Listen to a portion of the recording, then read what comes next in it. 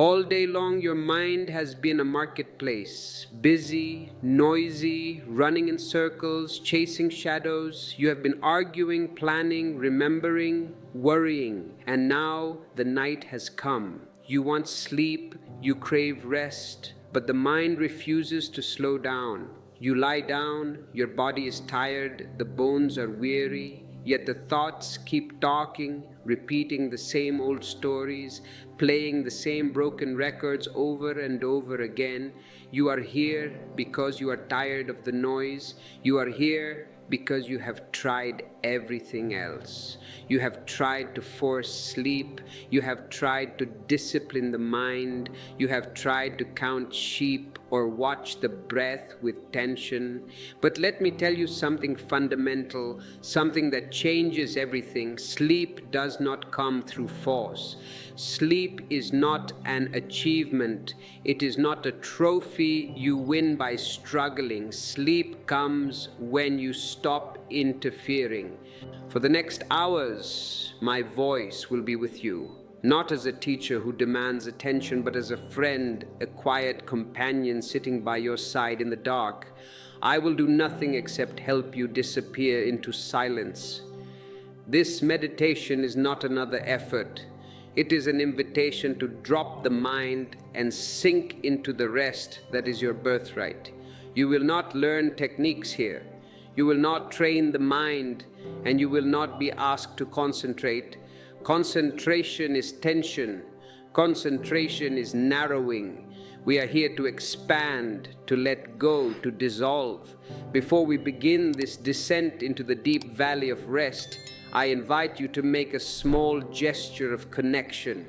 If you feel that this space of silence is what your soul has been hungry for, simply click the like button or subscribe. It is not for me, but for the energy of this channel to reach others who are also lying awake, staring at the dark, needing this medicine. Let us create a chain of silence around the world. Now settle into your bed, or wherever you are resting. Adjust your body.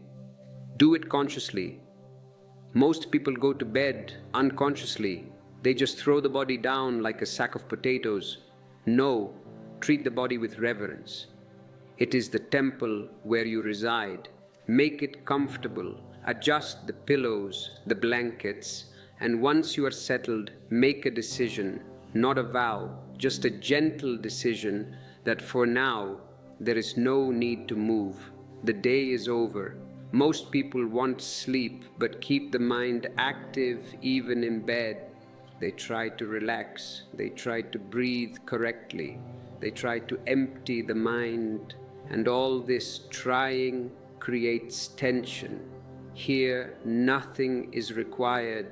And because nothing is required, sleep comes naturally. I have spoken for thousands of hours to people who could not rest, who could not stop thinking. And again I have seen the same truth. When awareness becomes soft, sleep arrives on its own.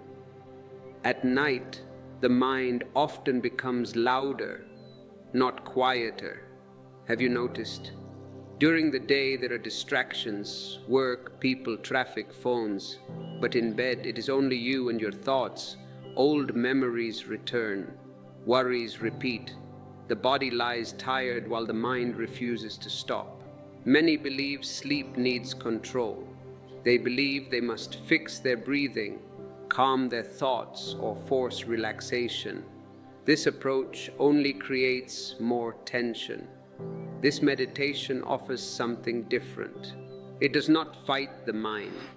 It simply lets the mind grow tired of itself until silence arrives naturally. You are not broken. Your sleep is not missing. It has only been covered by too much effort. In this time we share together, my voice will remain with you. Sometimes you will hear me clearly, understanding every word. Sometimes you will hear me like a distant sound, a murmur of the wind, and sometimes you will not hear me at all. All of this is perfect. There is no structure you must follow. You may fall asleep within minutes or drift in and out many times. Each moment of drifting is meditation.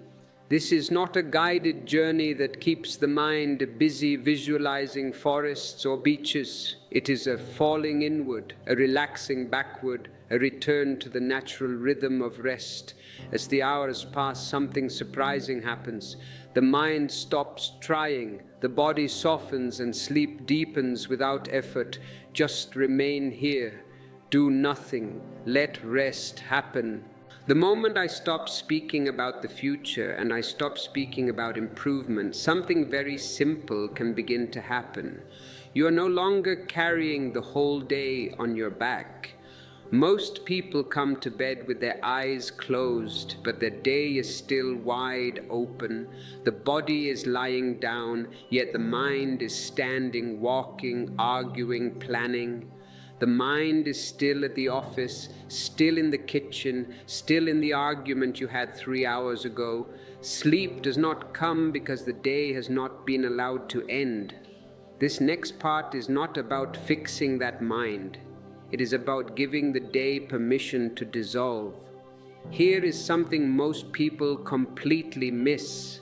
The mind keeps replaying not because it is powerful, but because it has not been dismissed, like a noisy marketplace at sunset. Imagine a marketplace. All day there is buying, selling, shouting, haggling. But when the sun goes down, what happens? Do you have to force the darkness? Do you have to push the people out? No. The sun sets, the light fades, and slowly, naturally, the people go home. The shops close, the noise fades when no one remains to listen. Let your mind be that marketplace. And now it is sunset. You do not need to shut down the mind by force. You do not need to follow a single thought from today. You do not need to solve it, improve it, or carry it forward. Awareness can simply watch the mind move without entering it, just as you would watch people passing on a road without walking with them. This matters because rest never comes to a mind that is still working. The nervous system does not understand words like sleep now. It understands safety and completion. When the day feels unfinished, the body stays alert. When the day is allowed to end, the body begins to soften on its own. This is why so many people are tired but not sleepy. Fatigue is there, but closure is missing. What I am offering here is very small and very powerful. Let the whole day be treated like a sunset. Nothing is taken into the night. Not the conversations, not the mistakes, not the plans, not even the good moments. Just as the sun does not carry today into tomorrow, you are not required to carry anything further into this moment. If you find value in this understanding, in this letting go, consider sharing this video with someone you love who struggles to find peace. Share the silence. And if you wish to support the continuation of these messages, you can join our community or offer a super thanks. It is a way of energy exchange, but only if it comes from your heart's overflow. Awareness can look at the mind replaying and simply say nothing, do nothing, add nothing. I have watched this again and again with thousands of people. The moment they stop chasing rest and start letting the day drop, the body responds immediately. The shoulders sink, the jaw loosens, the breath changes without instruction. The body understands something the mind has forgotten. The work is over. The running can stop. Think of a river that has traveled far. In the mountains it moves fast, noisy, sharp, crashing against rocks. But as it reaches the ocean, it does not need effort to slow down. The land changes and the movement changes. It becomes vast, wide, slow. In the same way, when you allow the day to end, attention naturally turns inward. No command is needed. No technique is required. The mind loses interest because there is nothing left to finish. You may notice thoughts still appearing. Let them appear. The mistake is not the thought, the mistake is following it. Awareness can remain like the sky while clouds pass. Nothing is pushed away, nothing is held. The watching itself becomes gentle, almost sleepy. The mind grows tired of speaking when no one answers. As this happens, something important shifts. You are no longer preparing for tomorrow. You are no longer correcting yesterday. You are simply here. The body recognizes this moment as safe. Rest begins to spread without effort. This is not sleep yet, and it does not need to be. This is the doorway. Stay with this softness. Let the day fall behind you completely. Attention is already turning inward without instruction, without control. And as this happens, the body begins to speak more clearly in a language deeper than thought. What I am about to share may feel strange at first because it goes against everything you have been taught, everything the mind has learned from childhood. You have been trained to believe that rest comes after effort, that peace comes after discipline, that sleep comes when you finally do something right. This belief follows you even into bed. You try to relax, you try to breathe correctly, you try to empty the mind, and every try becomes a small tension, a subtle tightening, a quiet struggle that keeps the body awake. The truth is very simple and very uncomfortable for the mind. Sleep does not come through improvement. The mind loves improvement because improvement keeps it alive. Becoming better, calmer, more relaxed, more spiritual, more successful. All of this gives the mind work to do, but the body has no interest in improvement. The body already knows how to rest. It has known this since before you learned language. A child does not improve itself into sleep. A child falls asleep in noise, in movement, in chaos, without effort, without preparation. Sleep comes because the body is allowed to be natural. This matters because the moment you try to improve yourself, you split. One part of you starts watching another part, judging it, correcting it, pushing it. This inner division is enough to keep the nervous system alert. Even the idea of relaxing can become a command. Even the wish for peace can become violence. That is why so many people lie in bed, doing everything right, and still remain awake. The body is ready, but the mind refuses to stop managing. Here, nothing needs to be managed. You are not required to become calmer than you are. You are not required to drop thoughts faster. You are not required to relax more deeply. The very idea of requirement is dropped.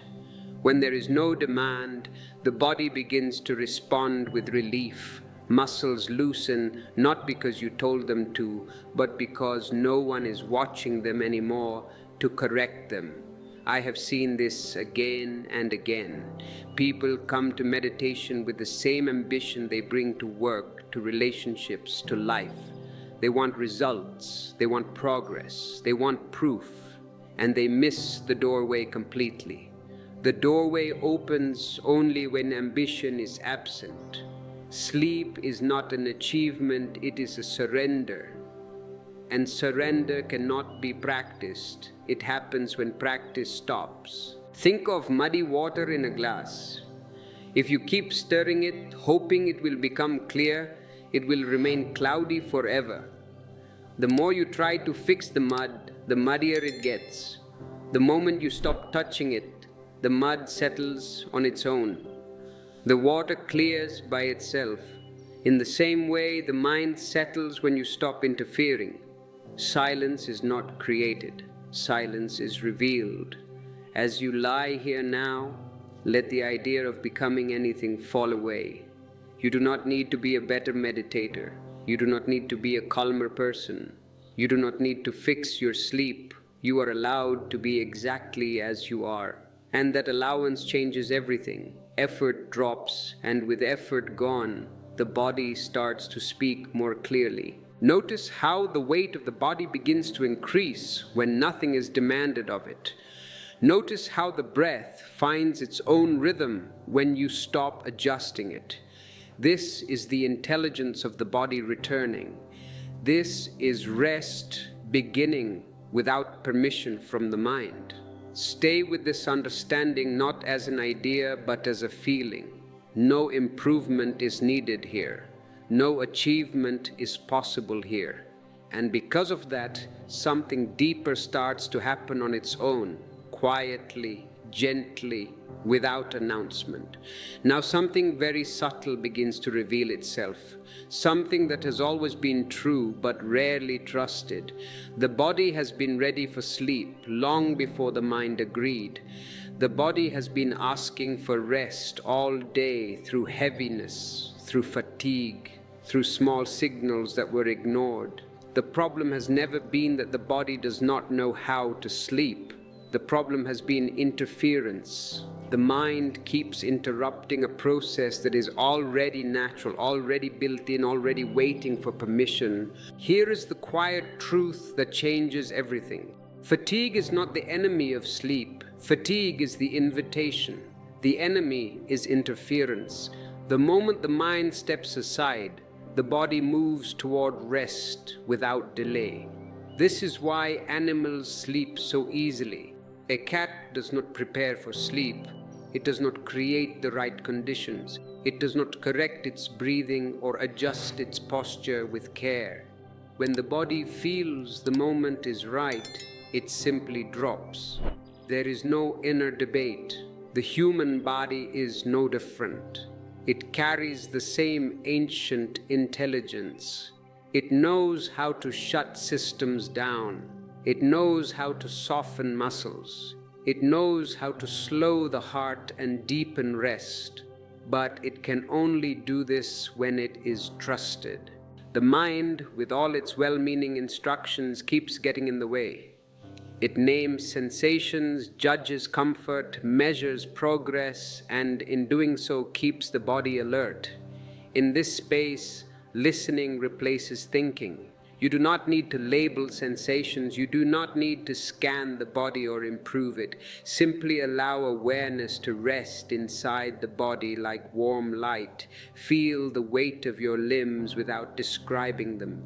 Feel the heaviness in the chest or the belly without naming it. The body does not need commentary, it needs permission. As this permission deepens, heaviness begins to spread naturally. The arms feel heavier, the legs feel fuller, as if gravity has become kinder, more supportive. The bed no longer feels like a surface beneath you, but like something that holds you. This is not something you do, it is something that happens when nothing blocks it. I have watched people resist this heaviness because they mistake it for loss of control. In truth, heaviness is the doorway. Lightness belongs to alertness. Heaviness belongs to rest.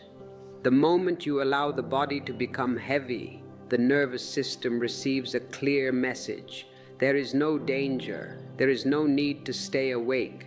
As the body softens, breathing begins to change without instruction. The breath becomes quieter, shorter, less dramatic. It is no longer trying to bring energy in. It is preparing to let go. This shift is very delicate. The mind often tries to interfere again here, trying to help, trying to guide. Let even that impulse dissolve. Trust the body. It has done this thousands of times before you ever thought about sleep. It knows the path. It knows the rhythm. It knows exactly when to take you from wakefulness into rest. Your only role here is absence. The less you do, the deeper the body goes. Remain with this feeling of heaviness, this sense of being carried. The body is moving closer to sleep now, not because of effort, but because effort has ended. And as this continues, the breath will soften even more. Thoughts will begin to lose their energy. and the night will start to take over naturally. As the body settles into its own wisdom, another quiet shift begins to happen, so gentle that it can easily be missed if the mind tries to take charge again. The breath starts to change on its own, not because you are guiding it, not because you are improving it, but because the body knows that the night has arrived. The breath is not something to be managed here, it is something to be allowed. The moment control drops, breathing becomes softer, smaller, almost shy, as if it does not want to disturb the silence that is forming. Most people have been taught that breathing must be done correctly, deeply, rhythmically, with attention. This teaching may be useful for activity, but it becomes a disturbance when the body wants to sleep. Sleep does not need strong breath. Sleep comes with quiet breath. When the mind stops interfering, the breath naturally becomes shallow, slow, unremarkable. This is not a mistake. This is a sign that the nervous system is shifting from alertness into rest. Here is where many people unknowingly keep themselves awake. They notice the breath changing and immediately try to help it. They take a deeper breath, they hold it, they adjust it, and the moment they do, the body wakes up again. Control sends a message of danger, allowing sends a message of safety. The breath knows the way far better than thought ever could. Let the breath be like waves in the ocean at night. No one commands them, no one counts them. They rise and fall quietly in the dark. Sometimes you hear them, sometimes you do not. The ocean does not worry about whether it is breathing correctly. It moves because movement is natural. In the same way, the breath moves because life is still happening even as the mind prepares to rest. As you lie here, notice how the breath becomes less important. It fades into the background. It no longer asks for attention. This fading is essential. Sleep does not come through focus. Sleep comes through forgetting. When the breath is no longer an object of interest, awareness begins to turn inward without effort. You may notice pauses between breaths becoming slightly longer. You may notice the breath becoming almost invisible. Trust this. The body is not lacking air. It is conserving energy. It is preparing to move into deeper layers of rest. Every animal on earth breathes this way when it sleeps. The body is simply returning to its original rhythm. Do not watch the breath closely. Let it be heard from a distance, like wind moving through trees far away. Sometimes it is there, sometimes it disappears. This disappearing is not absence. It is integration. The breath and the body are working together now without commentary. As the breath grows quieter, the body grows heavier. Gravity feels more friendly. The surface beneath you feels more supportive. Thought begins to lose its sharpness. This is the doorway you are passing through now. Slowly, naturally, without effort, remain here. Letting breath be breath, letting the body do what it already knows. Control has ended, trust has begun. And as this trust deepens, the body will sink even further, and rest will take you the rest of the way. If you have found a moment of peace in these words, if your breath has slowed and your heart has softened, you may wish to deepen this journey. Our ebooks offer further guidance on the art of silence and witnessing. They are there for you, should you choose to explore them. But for now, your only task is to continue this descent into trust. Now the body begins to move toward its favorite language, a language the mind has often misunderstood. Heaviness starts to appear not as something unpleasant, not as something wrong, but as a deep signal of safety. This is the moment many people unconsciously resist because they have been taught to stay light, alert, upright, ready. But sleep does not come through lightness. Sleep comes through sinking. Here is something most people never realize. The body does not relax upward. It relaxes downward. Muscles release by letting go into gravity. Bones settle by trusting the surface beneath them. When the body feels allowed to be heavy, it understands that there is no need to protect itself anymore. Gravity becomes a friend instead of a force. The bed is no longer something you lie on. It becomes something that receives you. You do not need to create this heaviness. You do not need to imagine it or force it. The moment you stop holding yourself up, it arrives naturally. Notice how the arms begin to feel fuller, as if they are melting into the bed. Notice how the legs no longer feel separate but supported from below. The chest softens, the belly loosens. Even the face begins to drop its effort. The small muscles around the eyes and mouth finally resting after a long day of expression. This heaviness is not dullness, it is intelligence. It is the body saying yes to rest. Think of sand settling at the bottom of clear water. No one pushes it down, no one tells it where to go. When movement stops, settling happens. In the same way, when inner movement slows, the body naturally settles into stillness. Many people fear this moment because it feels like losing control. But control is exactly what the body no longer needs. Sleep is not something you control into existence. Sleep happens when control is no longer required. The more you allow yourself to be held, the more the nervous system relaxes, the heart rate slows, the signals of alertness fade, the body begins preparing for deeper rest. Feel how gravity is doing all the work for you. You are not holding yourself together anymore. You are being held. The bed, the floor, the earth itself are carrying your weight without asking anything in return. This support has always been here. The body simply forgot to trust it. As heaviness spreads, thoughts begin to lose their grip.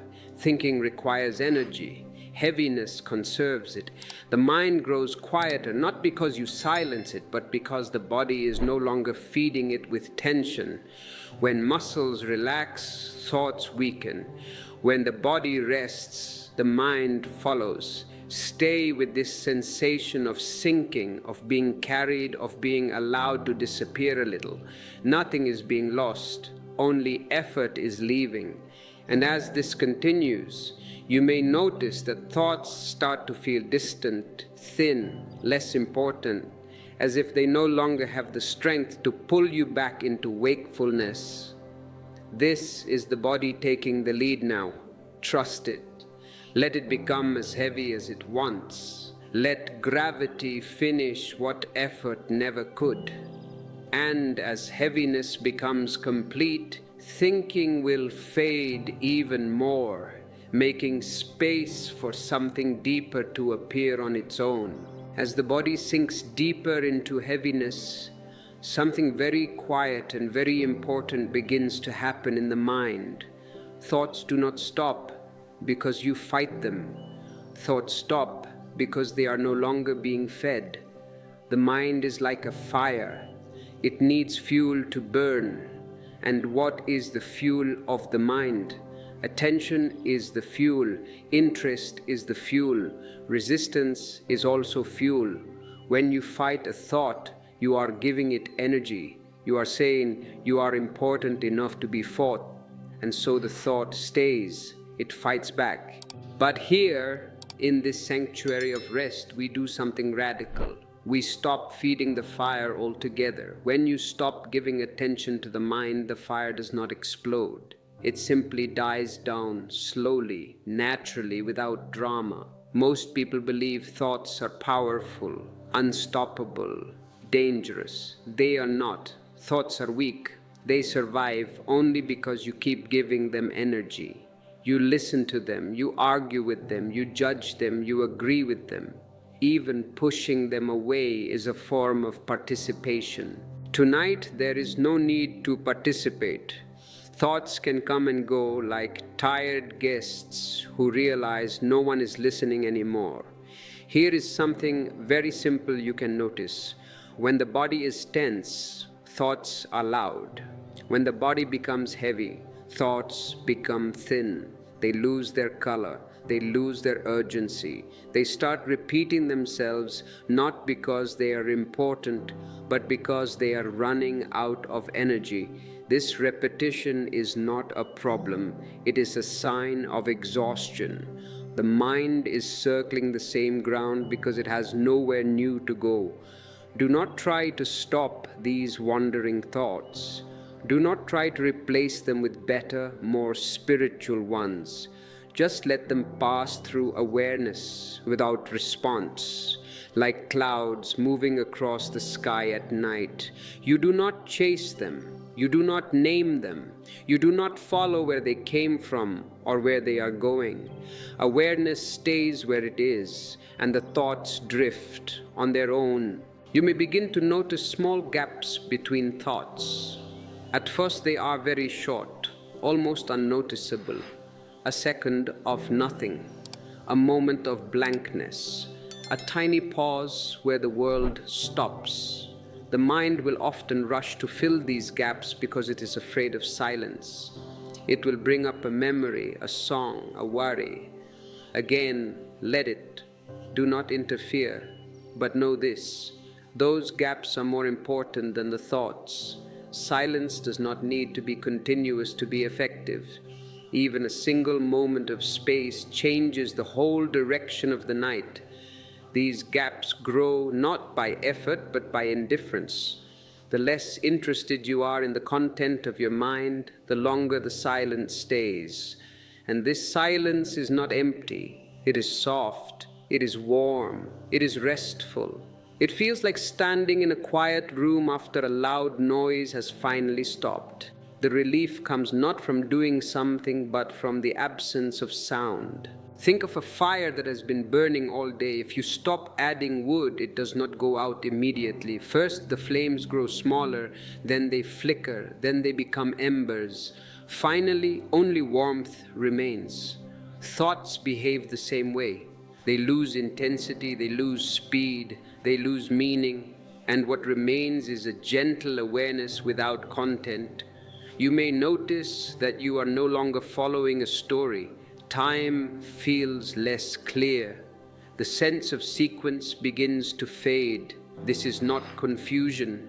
This is rest approaching. The mind is no longer organizing experience. It is loosening its grip. Awareness does not need to do anything here. Simply remain available, open, and unconcerned. Silence does not need to be created. Silence appears when nothing blocks it. You are not making silence happen. You are allowing it to surface. And as silence grows, it does not demand attention. It invites sleep. Stay with this quiet fading. Thoughts are losing their strength now, not because you defeated them, but because you stopped feeding them. The body is heavy. The breath is soft. The mind is tired. Silence is already here, waiting patiently, ready to take you the rest of the way. Now the movement changes again, not outward, not downward, but inward in a way that has no direction. This next part changed everything for me when I first began to understand rest. Most people think watching means effort, focus, holding attention tightly, as if awareness were a muscle that must be kept tense. That kind of watching creates strain. It keeps the mind awake. What is needed here is a different kind of seeing, a seeing without choice, a seeing without intention, without even the idea that you are watching something at all. Here is something subtle that almost everyone misses. Awareness does not need direction. The moment you decide what to watch, the breath, a mantra, a chakra, you are already interfering. The moment you choose an object, the mind is active again, because choice is an act of the mind. Watching without choice means nothing is selected and nothing is rejected. Sounds may come, sensations may come, thoughts may pass. Awareness does not move toward any of them. It remains like open space in which everything appears and disappears on its own. This matters deeply because effortful attention keeps the sense of I alive. There is someone doing something, there is someone succeeding or failing at meditation. In choiceless watching, that someone begins to soften. You are not concentrating, you are not observing from a distance. You are simply present without posture, without stance, without goal. Presence becomes effortless, almost accidental. Let sounds come and go. Perhaps there are distant noises, a car passing, a hum of the refrigerator, a faint movement somewhere in the room, or the quiet rhythm of the night itself. Do not label them. Do not listen closely to figure out what they are. Let them pass through awareness the way wind passes through an open window. Awareness does not follow the sound. The sound moves. Awareness stays still. The same is true for sensations in the body. There may be warmth, tingling, heaviness, or nothing at all. Let each sensation arise and fade without preference. No sensation is better than another. No sensation needs to last. The body is settling into its own rhythm now, and awareness does not need to supervise it. Think of the moon reflected in water. The water does not try to reflect the moon. It does not adjust itself. It does not improve the image. The reflection appears because the water is still. In the same way, awareness reflects whatever comes into it when it is not disturbed by choice. There is no effort in this reflection. It happens naturally. As choiceless watching deepens, you may notice something surprising. The sense of being a watcher begins to fade. There is seeing, but no seer. There is awareness, but no owner. This is not something to achieve. It is something that happens when effort disappears completely. Awareness begins to watch itself quietly, without comment. Time may start to feel strange here. Moments stretch or collapse. You may forget how long you have been lying here. This forgetting is not a problem. It is a sign that the mind is loosening its grip on measurement and control. Sleep is very close when time begins to dissolve. Do not hold on to this state. Holding is effort. Let it be loose, fragile, almost like a dream you are not trying to remember. If thoughts return, let them return. If awareness fades, let it fade. Nothing needs correction. Choiceless watching is not something you maintain. It maintains itself when you stop interfering. As this continues, the sense of I am doing meditation grows weaker. The sense of I am here grows thinner. Awareness becomes wide, soft, without a center. And when the center disappears, something very gentle and very deep begins to take over, leading you naturally toward rest without dreams. Stay with this openness. Nothing needs to be chosen. Nothing needs to be held. Awareness is already enough. And as it remains without effort, the self begins to dissolve quietly, making way for deeper and deeper rest. As choiceless watching continues, something begins to fade that you may not even notice at first because it has been with you your whole life. The sense of being someone who is doing something slowly loses its shape. This is not dramatic. There is no announcement. There is no moment you can point to and say, now it happened. It is more like falling asleep while listening to distant music. At some point, the listener disappears, and only the softness remains. This is where sleep truly begins. Not as unconsciousness, but as the dissolving of the watcher. As long as there is someone watching, even gently, there is still a center, still a small tension, still a thread of effort. When that center begins to melt, rest becomes very deep and very real. You are no longer aware of being aware. Awareness simply is, without reference to a self. Most people believe they must hold awareness to stay present. This belief keeps them awake. Awareness does not need to be held. The moment you stop holding it, it expands. The moment you stop protecting it, it becomes vast. It is like a drop of water falling into the ocean. The drop does not try to become the ocean. It simply falls, and the boundary disappears. You may notice that thoughts no longer feel personal. They pass like echoes with no owner. You may notice sensations happening without the feeling that they belong to you. Even the body may feel distant or very close or not clearly defined at all. All of this is natural. The mind is losing its habit of claiming experience. Ownership fades, and with it, effort fades too. Time becomes less meaningful here. There may be moments where you cannot tell whether seconds or minutes have passed. There may be moments where you forget where you are. This is not disorientation. It is freedom from measurement. The mind measures. Sleep does not. When measurement disappears, the body feels safe enough to let go completely. Awareness may feel like it is watching itself now without a watcher. There is seeing, but no one is seeing. There is listening, but no listener.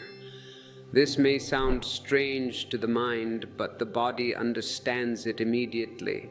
It feels like floating, like being held by something larger without needing to understand what that something is. Do not try to stay here. Trying brings the self back. Let yourself slip in and out of this softness. If the sense of I returns, let it return. If it fades again, let it fade. There is no right rhythm. The body and the nervous system are finding their own balance between awareness and sleep. When the self disappears even briefly, rest becomes dreamless. This is the deepest kind of rest, where the body repairs itself, where energy returns without effort, where silence is complete. You do not need to enter this state consciously. The more unconcerned you are, the more easily it comes. Stay with this gentle dissolving. Nothing is being lost. Only the unnecessary is falling away. The body is safe. Awareness is wide, the self is no longer needed, and as this continues, sleep will come not as an event but as a disappearance. Now comes a permission that many people have never truly given themselves. Even in meditation, even in rest, falling asleep is allowed. There is no failure here, no mistake, no moment where you missed something important. Sleep is not the enemy of meditation. Sleep is one of its most natural expressions. The body does not separate rest from awareness the way the mind does. The body understands something very simple. When it is safe, it sleeps.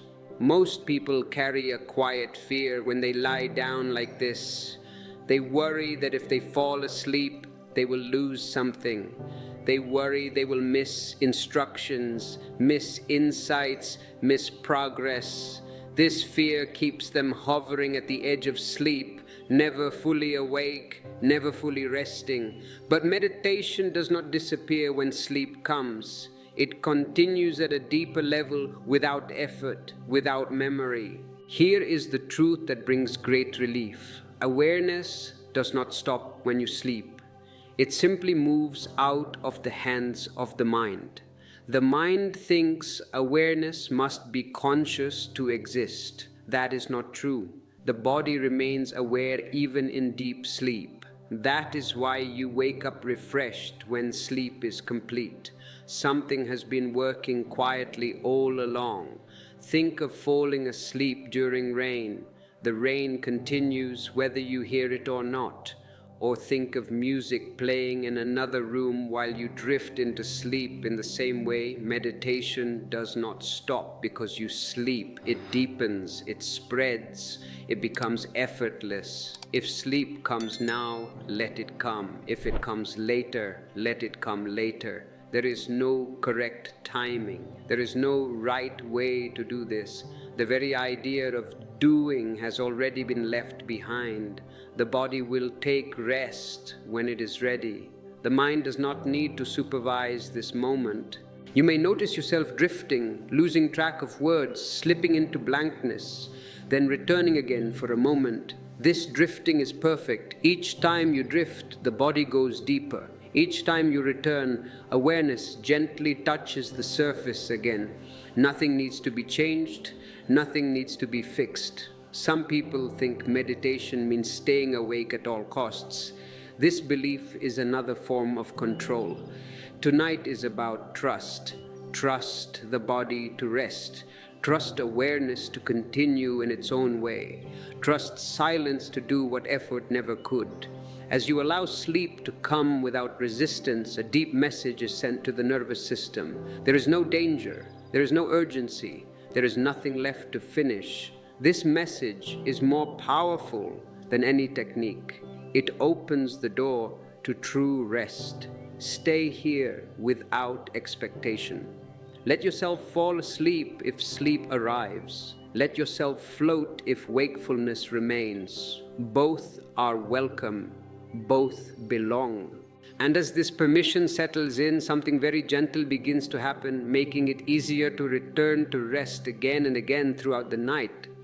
If you feel this gentle permission settling in your heart, if you feel the burden lifting, you might consider supporting this channel with a like or by becoming a member. It is a small gesture that helps us keep this sanctuary of silence open for everyone.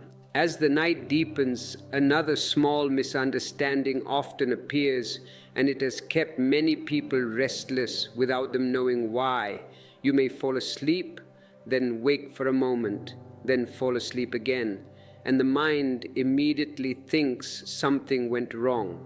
It starts to comment, to judge, to restart the whole process. This commentary is unnecessary. Waking briefly is not a break in rest. It is part of the rhythm of sleep itself. Sleep is not a straight line. It moves in waves. The body sinks, rises slightly, then sinks again. These small returns to the surface are natural. They do not mean you have failed.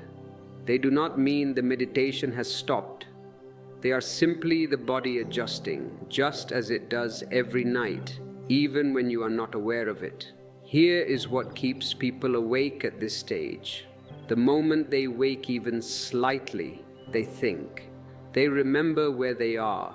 They remember what they were doing. They try to pick up the meditation again. That single act of trying brings the mind fully back. The body was already returning to sleep on its own, but thought interrupts the movement. The secret is very simple. When you wake, do nothing. Do not restart. Do not correct. Do not even remind yourself where you are. Simply let the sound of my voice or the silence behind it be there, just as you would turn over in bed without thinking. Let awareness settle again without direction. Think of floating on water. When a small wave lifts you, you do not panic. You do not swim harder. You let the water carry you again. The same is true here. Each time you surface for a moment, the body already knows how to sink back into rest. Thought is the only thing that interferes. You do not need to return to meditation. Meditation has not gone anywhere. It has simply become quieter. Let listening be very distant, almost lazy. Let awareness be soft, without edges. Even the idea of letting go can be dropped. The body understands this language far better than the mind. As this happens, returning becomes easier each time. The nervous system learns that waking is not dangerous, and falling back into rest does not require effort. Cycles repeat, but with less disturbance. Each cycle takes you deeper. Each return becomes shorter. Each sinking lasts longer. Eventually, you may not even notice the returns anymore. They happen without memory. The night moves on its own. Rest deepens without commentary. This is the body reclaiming its natural rhythm. The rhythm it has always known. Remain unconcerned. There is nothing to restart, nothing to continue, nothing to complete. Whether you are aware or asleep, the process is unfolding exactly as it should. And as this understanding settles in, the night opens wider, carrying you effortlessly into deeper and deeper rest. Now words themselves begin to feel unnecessary, and this is exactly how it should be. Words were never the medicine, they were only a bridge. Silence has always been doing the real work, quietly, patiently, waiting for the moment when effort finally steps aside. When silence arrives, it does not announce itself. It does not ask for attention. It simply surrounds you, holds you, and slowly becomes home. Most people think silence is empty. They fear it because they believe nothing is happening there. This misunderstanding keeps them restless. Silence is not empty. Silence is deeply nourishing. It is full of rest, full of repair, full of intelligence that does not need to speak. The body understands silence immediately. The mind resists it because silence leaves it unemployed. As the words grow fewer, notice how the space between them becomes more important than the words themselves. That space is not waiting for something, it is complete on its own. In that space, the nervous system settles fully. The heart rests. The breath becomes barely noticeable. The body slips into a depth of rest that no instruction could ever create. Think of the night sky without stars, vast and dark, and still nothing is missing from it. It does not need decoration. Or think of a deep cave where sound disappears almost instantly. In that stillness, the body relaxes in a way that is impossible in noise. Silence has weight, silence has texture, silence has a healing presence. You do not need to stay aware of this silence. Awareness itself can rest. Now, even the idea of meditation can dissolve. This is not something to observe. This is something to sink into. Silence does not require participation. It carries you whether you pay attention or not. As sleep deepens, silence remains. It does not disappear when dreams come. It does not leave when awareness fades. Silence stays underneath everything, holding the night together. This is why you wake refreshed after deep sleep. Something essential has been restored without effort. Let the words continue to fade. Let long pauses grow longer. Let silence become more familiar than sound. Nothing more needs to be said. Nothing more needs to be done. Silence is already doing what it knows best. Remain here or drift away. Both belong. Silence will stay with you either way.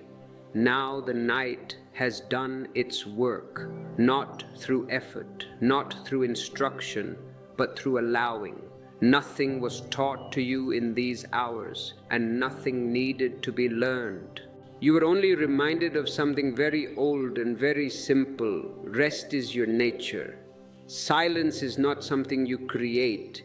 It is something you return to when struggle ends. Sleep did not come because you tried harder. Sleep came because you stopped trying at all. The body has been resting in its own intelligence. The mind has been allowed to grow quiet in its own way. Awareness has moved without direction, without ambition, without demand. This is how real rest happens, not as an achievement, not as a result, but as a homecoming. You did not go anywhere tonight. You only stopped running. Remember this feeling not as a memory, but as a trust. Whenever you allow the day to end, whenever you stop improving yourself, whenever you trust the body instead of controlling it, rest will come again. You do not need special conditions. You do not need perfect silence. You do not need discipline. You need permission, permission to let go. Silence is your home. Rest is your ground. Sleep is not something you earn. It is something you return to. And there is something even deeper than sleep. There is a state where rest remains even when the eyes open, where silence stays even while the world moves. In that state, awareness has no effort at all, and life itself becomes meditation. There is a moment after deep sleep when you wake and something is still untouched. The body has rested.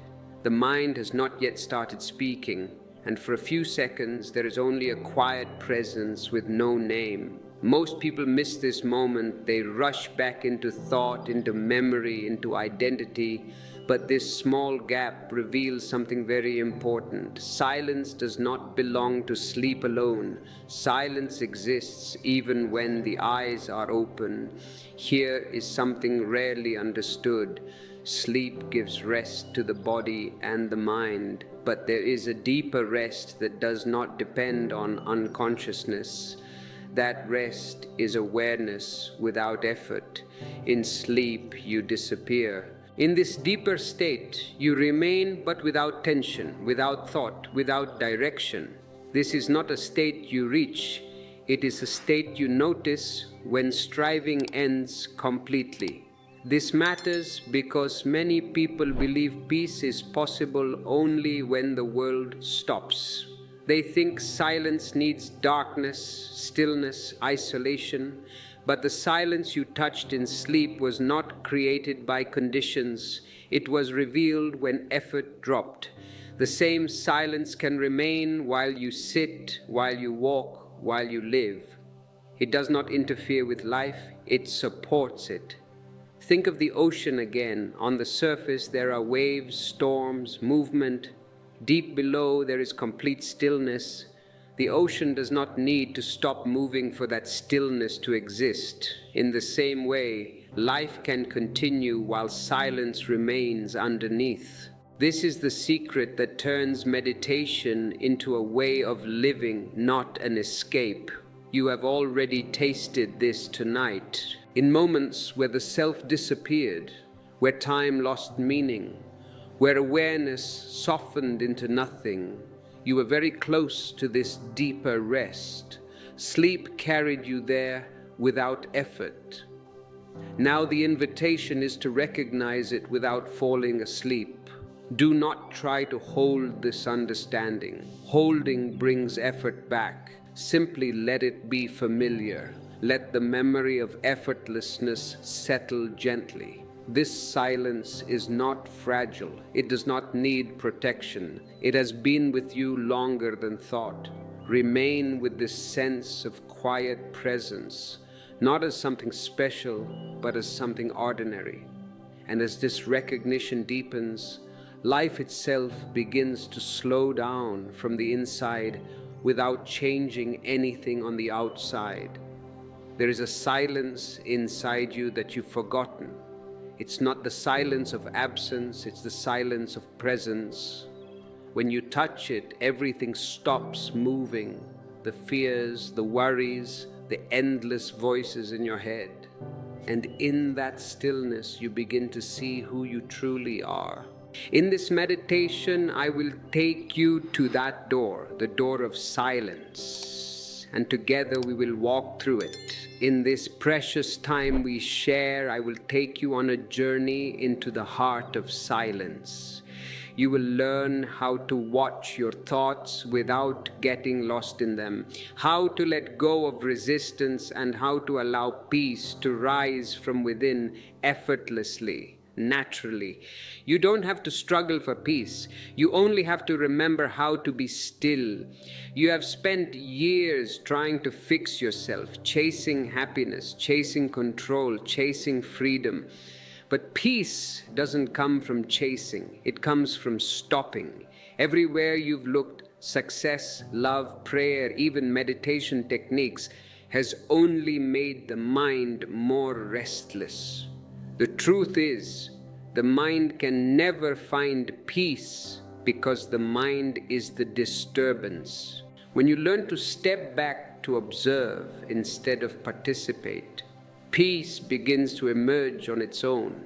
This is not something I teach, it is something you discover.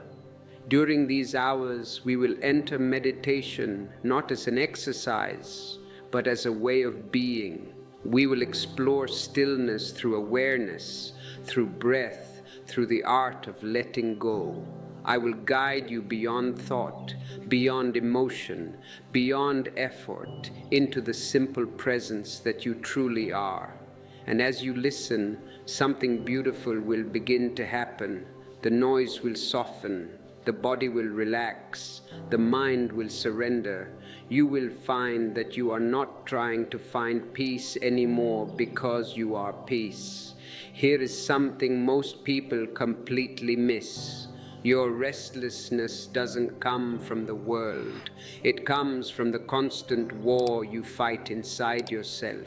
You want to be calm, but the very wanting disturbs your peace.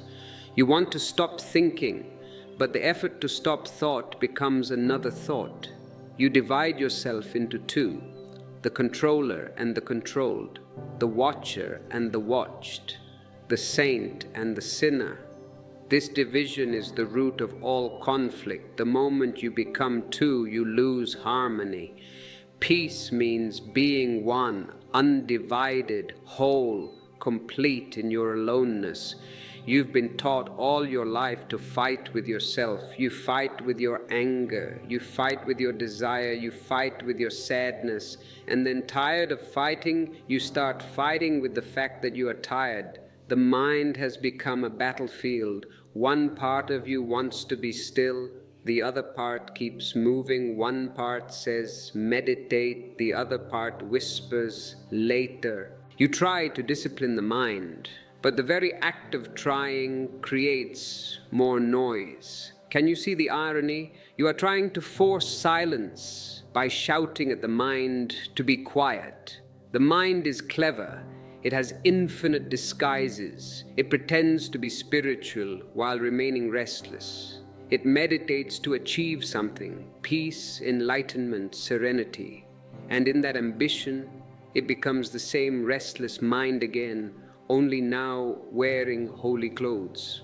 The mind that wants peace is the same mind that created chaos. The only way out of this game is to stop playing it. Don't try to fix the mind, simply watch it. Let the war end by refusing to take sides. Once a man came to me exhausted, saying, "Osho, I am tired of my thoughts. I meditate, but the more I meditate, the more they attack me." I smiled and said, "You are trying to row against the river, and the river is existence itself. Why not drop the oars?" He looked confused. "If I stop rowing, won't I drown?" And I said, "No, you will float." You see, the river is not your enemy. The current of life is not trying to destroy you. It is trying to carry you, but only if you stop resisting. You are exhausted, not because life is hard, but because you are constantly rowing against it. You want life to move according to your rhythm, your desires, your timing. You want to be the master of the river. But the more you resist, the more you suffer. Meditation is the art of floating, allowing existence to take you wherever it wishes without fear. When you float, you don't lose control. You lose the illusion of control, and in losing that illusion, you gain peace. Try this small experiment right now, wherever you are. Sit quietly for a few moments and do nothing. Don't control the breath. Let it breathe on its own. Don't control the thoughts. Let them come and go like clouds drifting across the sky. Don't even try to be aware. Just allow whatever happens to happen. At first, the mind will panic. It will say, "You are wasting time. You are losing focus. Do something." Smile at it. Don't argue. Slowly, a new rhythm will appear. A rhythm that isn't yours yet feels more intimate than your heartbeat. That's the rhythm of existence. That's the first taste of real peace. You cannot enter peace through violence, not even the subtle violence of spiritual effort. Peace isn't something you conquer, it's something you surrender to. When you drop all attempts to fix yourself, you realize there was nothing wrong to begin with. This realization isn't an idea, it's a release. It's like unclenching a fist that's been tight for years and suddenly feeling the flow of blood again. The tension begins to melt, not because you did something, but because you stopped doing. And that's the secret. Peace begins the moment you stop trying to be peaceful. The mind is like a pond. When you throw stones of effort into it, the ripples never end. But when you stop throwing, the pond reflects the sky perfectly. The sky doesn't appear because you forced it. It was always there, hidden beneath the waves. Let go of the oars, let go of the struggle, and the river will begin to carry you home. Now that you begin to sense this, that peace is not the result of control but the absence of conflict, a new question will arise. If peace comes from stopping, how can I stop without falling asleep? How can I remain still and yet awake? This is where the true art begins. The art of watching without interference. The art of awareness. If you are beginning to feel the river carry you, if you are beginning to understand the beauty of dropping the oars, consider joining this channel as a member. It is a way to stay close to this stream of silence, to support the flow of these words into the world. But do it only if it feels like floating, not like rowing. What I'm about to tell you may sound strange at first, but it will change how you see your own mind forever. You've been taught that your thoughts are problems to be solved, enemies to be defeated, weeds to be pulled out of the garden of your being, but this very attitude is the reason you remain enslaved to them. Thought is not your enemy. Thought is just movement, a natural flow of energy, a small vibration on the surface of the vast ocean that you are. You don't need to stop thought because thought never truly disturbs the depths. The waves on the surface cannot touch the silence of the deep. But because you've forgotten your depth, you live only on the surface, tossed around by the winds of worry, desire, and memory, believing that peace will come when the wind stops. The wind never stops, but you can remember the stillness beneath it. The mind is a beautiful instrument, but you've mistaken it for your identity. It's like living inside a house and believing you are the walls. Thoughts are simply echoes, reverberations of the past. Impressions from all you've experienced, felt, learned, and desired. They're not personal, they're collective. They belong to the whole of humanity, passing through you like travelers through a busy inn. One comes in, another leaves, and you, the innkeeper, get caught in the stories of the guests, forgetting that you are not one of them. The art of meditation begins when you remember that you're not the traveler, not the guest. You are the space in which they move. Most people live as prisoners of their own thinking, locked in a cell whose door was never closed. They try to stop thought by force, to suppress it through effort, through rituals, through endless concentration, but suppression only makes it stronger. Try not to think of the color red, and immediately the color will fill your mind. The more you resist, the more powerful the resistance becomes. The mind is a trickster. It thrives on opposition. When you say don't, it hears do. So don't fight it, watch it. The moment you begin to watch, you have already stepped outside the circle. The mind can only control you as long as you believe you are it. Watching breaks that illusion. Once I was sitting silently by a river when a disciple asked me, "Osho, when will my thoughts stop?" I smiled and pointed at the flowing water. I said, "Do you see how the river moves endlessly? Do you wish to stop it?" He said, "No, that would be foolish." And I replied, "Then why do you try to stop your thoughts?" The disciple was silent. I said, "The river of thought will flow, just don't jump in. Sit on the bank and enjoy the reflection of the sky in the water." The disciple looked at the river for a long time. The next day when he came back, his face was peaceful for the first time. He said, "I didn't stop thinking, but the thoughts stopped bothering me." That's all meditation is. Not the absence of thought, but the absence of disturbance. Every thought is neutral until you give it meaning. It's not the thought that hurts you, it's your attachment to it. A cloud drifting by doesn't make the sky anxious. It's the sky that makes space for every cloud. You are that space. When you forget your vastness, you begin to cling to every passing cloud, afraid that without it you'll be empty. But emptiness isn't a curse, it's your true nature. Thought is just the passing weather of consciousness. Today there may be storms, tomorrow clear skies. Don't identify with either. Let the seasons of the mind change. The sky remains untouched. And there's something else between two thoughts. There's always a small gap, an interval so tiny you rarely notice it. That gap is peace. That gap is meditation. The thoughts come and go, but between them lies the door to eternity. When you become aware of that gap, time stops. The mind disappears, and what remains is pure being, unbroken, unchanging, infinite. You don't need to create this silence. It's always there, hidden beneath the noise. Like a lake covered by fallen leaves, the still water is always waiting underneath. When you watch the leaves without touching them, slowly they drift away and the reflection of the sky returns. This understanding changes everything. You don't fight thought anymore, you dance with it. You don't demand silence, you fall into it.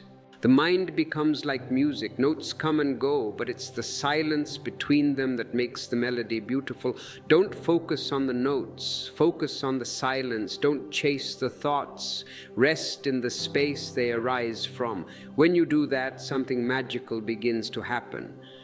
Your thoughts become transparent, weightless. They lose their power to pull you into the past or push you toward the future. They flow, but they no longer carry you away. And this is what I mean when I say, learn to rest between thoughts. You don't need to force it. It happens naturally when your awareness deepens. It's like watching the tide recede. First, you see the waves, then the foam, and then the still wet sand glimmering under the sun. The peace you experience in those moments isn't new. It was always there. You simply stopped long enough to notice. Meditation is nothing but noticing what was always true. Once you've seen this, your relationship with the mind changes forever. You stop being a soldier fighting the mind's noise and you become a witness, still, unhurried, unmoving. The mind can shout, cry, whisper, scream, and you remain untouched. You become like a mountain watching clouds pass over its peak. The clouds may darken the sky, but the mountain remains steady, unmoved, eternal. And now that you've begun to understand that thoughts are not enemies but movements of energy, another layer unfolds. The mind's desire to control everything, to fix, to plan, to dominate, this is what keeps that energy trapped. The next step is to see that peace doesn't come from controlling thought, but from letting go of control itself. The more you let go, the freer you become, until finally you realize there was never anything to control. What I am about to tell you is the most paradoxical truth of all. The more you try to control the mind, the more it controls you. You cannot force peace because force is violence, and peace cannot exist where violence lives. Yet all your life you've been trained to do just that. From childhood, you've been taught to be disciplined, to manage, to suppress, to direct everything according to your will, your emotions, your thoughts, your desires, even your spirituality. You've turned your own consciousness into a project, into a goal to be achieved. And that very ambition, that constant effort to fix yourself, has become the greatest barrier to peace. The mind that wants to change itself is like a dog chasing its own tail, running endlessly in circles, never realizing the futility of its motion. You keep trying to control your thoughts, your feelings, your reactions, as if control will make you free. But control is another name for fear. You want to control because you are afraid of chaos, afraid of uncertainty, afraid of what might happen if you stop holding on. You think if you loosen your grip, life will fall apart. But what if life is trying to fall together and your grip is what's holding it back? What if peace comes not from mastering the storm, but from realizing you were never separate from the sky in which the storm moves? Imagine a pond on a windy day. The surface is full of ripples, distorted reflections, constant motion. You stand beside it and you want to see your reflection clearly. So what do? You start pressing the water. You try to smooth it out with your hands. But the more you touch it, the more you disturb it. Eventually, exhausted, you stop, you sit down, you wait. And as the ripples slowly die on their own, the reflection returns. Not because of your effort, but because of your absence. That's what letting go means. Not resignation, not laziness, but a quiet trust in the natural intelligence of life. The need to control comes from distrust in existence, in people, in your own heart. You've been conditioned to believe that without control, everything would collapse into chaos. But existence is not chaos, it's pure order. A spontaneous order that doesn't require your interference. Look at the stars, the galaxies, the seasons, all moving in harmony without your guidance. The trees don't need your permission to blossom. The rivers don't wait for your signal to flow. Who are you to think that the universe cannot manage without your direction? Letting go is the highest form of intelligence. It's not passivity, it's participation without ego. When you stop trying to bend life to your will, you begin to move in rhythm with its will, and that rhythm, that surrender, becomes your true strength. You are no longer pushing the river. You are flowing with it. You are no longer rowing against the current. You've dropped the oars and discovered that the river was carrying you all along. If you have dropped your oars, if you are letting the river carry you, perhaps you might consider carrying these words to others. A super thanks is a beautiful way to show that you have received something of value. But even more than that, simply sharing this video with a friend who is tired of rowing, that is a true act of compassion. Once a young man came to me frustrated and tired. He said, "Osho, I meditate every day. I chant, I breathe deeply, I try everything to silence my thoughts. But still my mind refuses to listen. I laughed softly and asked, "Who wants the silence?" He looked at me in confusion and said, "I do." I said, "Then that I is the noise." His eyes widened and he understood. The one who wants to control is the very source of the disturbance. When you stop trying to silence the mind, the silence that was already there begins to reveal itself. Silence isn't created, it's uncovered. The ego loves control because control gives it a sense of power, of purpose. It makes you feel like the master of your destiny. But the ego is an illusion, and its mastery is slavery. You can never find peace through control because control belongs to the controller, and the controller is the illusion you must see through. The moment you realize this, something in you relaxes deeply. The hands of the mind open. You stop gripping, stop manipulating, stop interfering. You breathe, and for the first time you feel the weight of effort fall away from your shoulders, and then something miraculous happens. The chaos you feared begins to organize itself. The noise softens into a kind of music. The thoughts that once felt like storms now move like soft winds across the landscape of your being. You discover that life doesn't need your management, it needs your trust. Control is based on fear, trust is born of love. The more you love existence, the less you interfere with it. The more you trust it, the more it carries you exactly where you need to go. But you'll notice something subtle. The ego will still try to sneak back in, whispering, "Now you must learn how to let go." And even that becomes another effort, another control. So let go of even the idea of letting go. Don't turn surrender into another achievement. Surrender cannot be practiced. It happens when you're tired enough of control.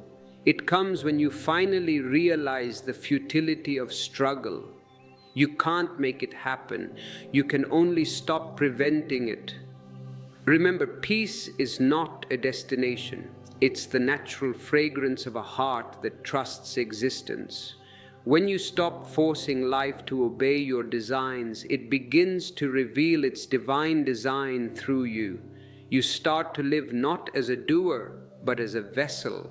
You don't create harmony, you become harmony. You don't manage the music, you become the instrument through which existence plays. And now, as this understanding begins to sink deeper, a new awareness starts to dawn. You begin to sense that peace doesn't come from controlling thought or even from watching thought. It comes from recognizing that the one who wants to control or watch is also just another thought. When you see this, you step beyond the mind completely. And that step beyond, that space where you're no longer trying to fix, change, or direct anything, that is where the true art of awareness begins to bloom. Here is the point where the real journey begins. The shift from doing to being, from trying to observing, from controlling to watching. You've struggled enough with your thoughts. Now the time has come to simply witness them. This is the turning of the tide, the moment when the energy that was once entangled in endless resistance begins to move toward freedom. Watching the mind is not an act of suppression, it is an act of remembrance. The remembrance that you are not the mind, you are the one who sees it. The thoughts come and go, but the watcher remains. The feelings rise and fall, but the watcher never moves. This watcher, this awareness has always been there, silent, still, eternal. But you've been too busy chasing the waves to notice the ocean. To become the observer is to return home to yourself. You are not what happens in you. You are the space in which it happens. Thought is like a cloud, moving, changing, dissolving. You are the vast sky that allows it. You don't need to stop the clouds. They belong to the sky too, but the sky is never limited by them. It remains infinite, open, untouched. And that's what awareness is, the infinite openness behind every experience. You don't have to create it, you just have to notice it. It's like discovering that the silence between words was always there, quietly holding every sound, patiently waiting for your attention. Once a man came to me and said, "Osho, my thoughts chase me wherever I go." I smiled and told him, "Then stop running." He looked confused. So I continued, "When you run, they must chase you. They have no energy of their own. They borrow it from your resistance. Turn around, watch them, and you'll see. They vanish like shadows before light." The next day he returned and said, "When I watched them, they felt weaker, almost embarrassed, as if they realized I had caught them in the act." I laughed and said, "Yes, because thought has only as much power as your unawareness allows. Awareness is the mirror in which illusion cannot survive. Watching the mind is not an effort, it is relaxation. The moment you make effort, you're back in the mind because effort means doership, and the mind thrives on doing. Watching means stepping out of the game entirely.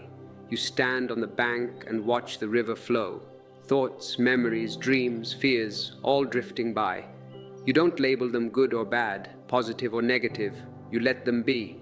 The watcher doesn't interfere. It simply sees, and in that seeing, a strange miracle occurs. The river slows down. The very act of watching changes the quality of thought.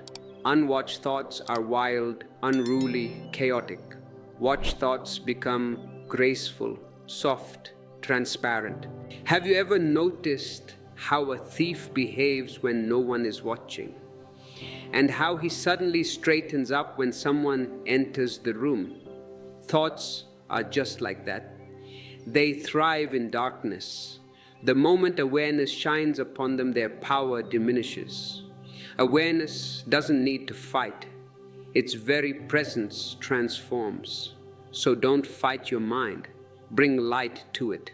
Let the light of observation reveal its patterns, its habits, its illusions.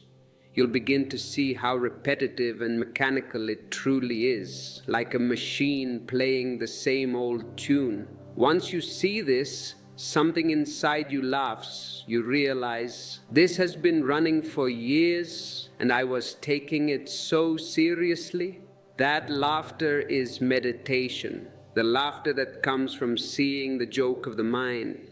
Awareness is not concentration. Concentration is narrow, tense, focused on one point. It excludes everything else. Awareness includes all. It is total openness. When you are aware, everything is embraced. The sound of the birds, the ticking of the clock, the beating of your heart, the thoughts drifting through your mind. Nothing is excluded, nothing is denied. You are not separating yourself from life. You are simply watching life happen in all its fullness. In this openness, a great relaxation begins to happen. You are no longer pushing anything away or pulling anything closer. You have stopped interfering. And in that non-interference, peace blooms like a silent flower. A man once asked me, "Osho, how do I know when I am truly watching?" I said, when watching becomes effortless, when it happens by itself. When you are no longer the watcher, but only watching, then it is real. At first you will feel that you are watching. There is the watcher and the watched, the observer and the observed. But if you continue, even that subtle duality dissolves. Watching becomes spontaneous. The watcher disappears. The watched disappears.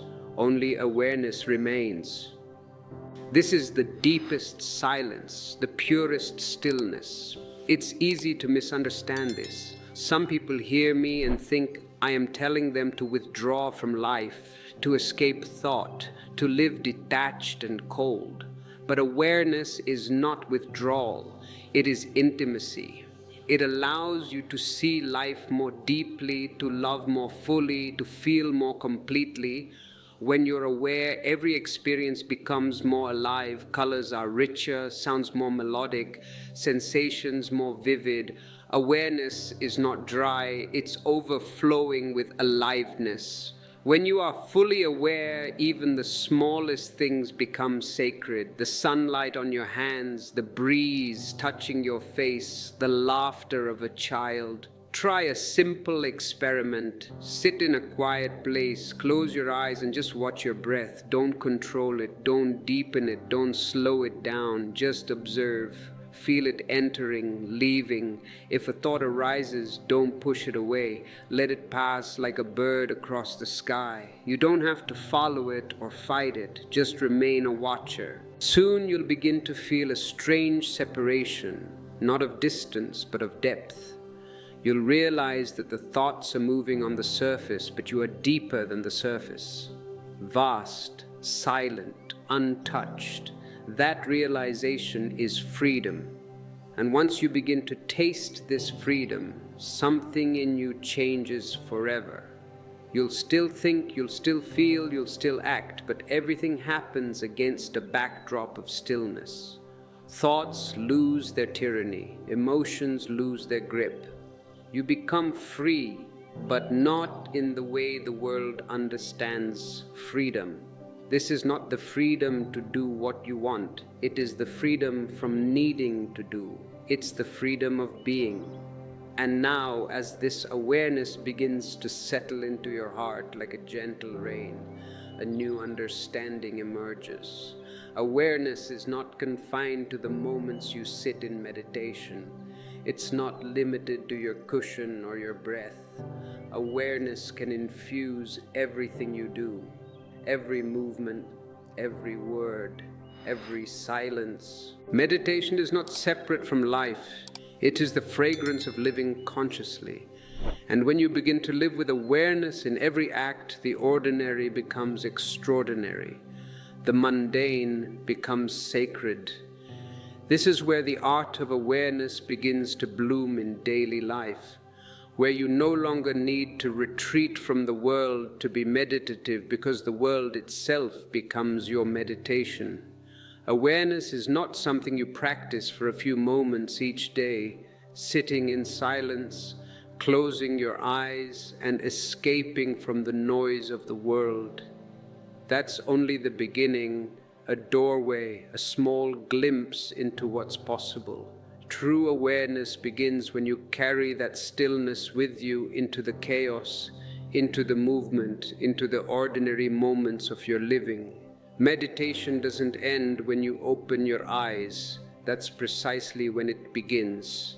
Life itself is the meditation. The marketplace, the kitchen, the laughter, the anger, the traffic, the breeze. It's not about isolating yourself from the world, but about discovering the center within you that remains unmoved while the world continues to dance around it. You've been taught that meditation is something to be done in special circumstances, with closed eyes, in a quiet room, with soft music playing in the background. But life doesn't give you special circumstances. Life gives you everything. The noise, the confusion, the interruptions, and the beauty of awareness is that it needs none of your conditions. Awareness is unconditional. It doesn't require silence, it creates silence. It doesn't need stillness, it brings stillness wherever you are. When you're aware, even the most ordinary actions become luminous. Drinking water becomes a sacred act. Walking becomes a prayer. Breathing becomes communion with existence.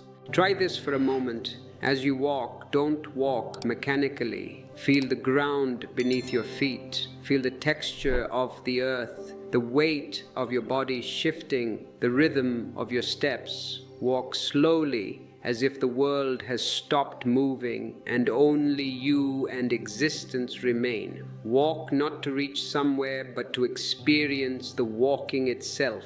You'll be amazed. A simple act that was once unconscious becomes an unfolding meditation.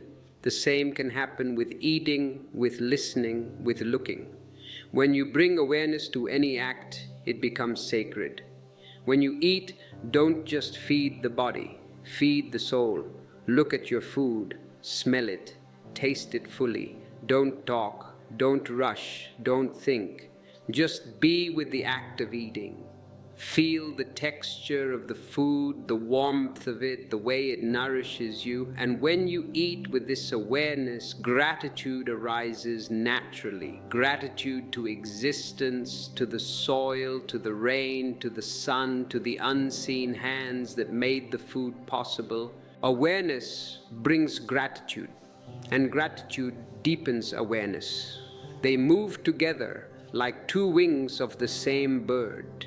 If you are beginning to feel this gratitude, if these words are finding a home in your heart, you can express that energy by liking this video or subscribing. It's a small digital gesture, but in the world of energy, everything counts. It is a way of saying yes to the message. Awareness in daily life isn't about renouncing anything.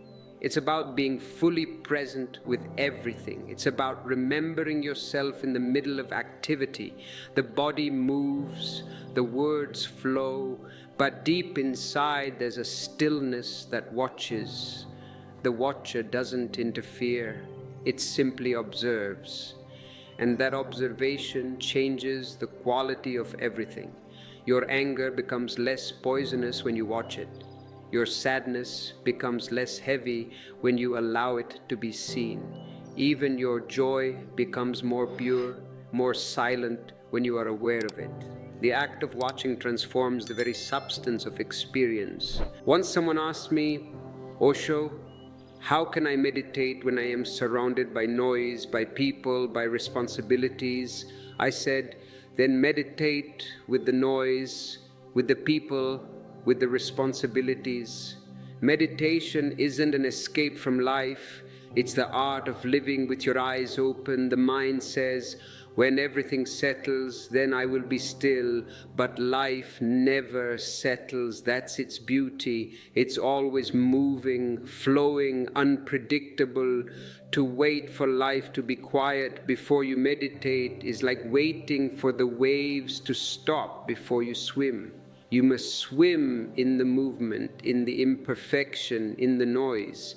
That's where awareness grows strongest. And remember, awareness doesn't mean detachment in the cold sense. It doesn't mean becoming indifferent. It means intimacy without entanglement. It means to love totally without losing yourself.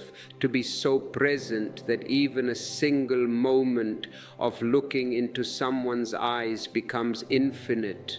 Awareness doesn't make you less emotional. It makes your emotions more conscious, more refined, more radiant. Unconscious love becomes attachment. Conscious love becomes devotion. Unconscious anger becomes destruction. Conscious anger becomes clarity. Unconscious life becomes mechanical. Conscious life becomes art. One evening, as I sat watching the sunset, a man came to me and said, Osho, I want to live a spiritual life, but I have a family, I have work, I have commitments. How can I be both worldly and spiritual? I smiled and said, you don't have to choose. You only have to be aware.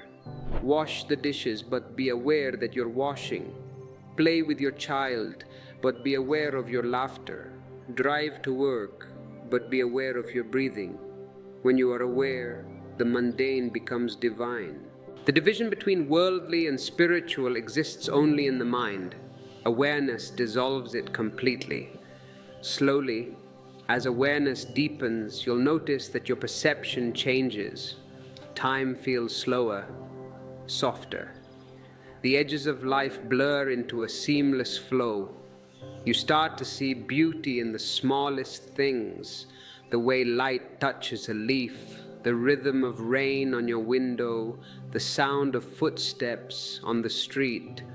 Awareness makes everything vivid because it removes the dust of distraction from your eyes. You were never lacking peace.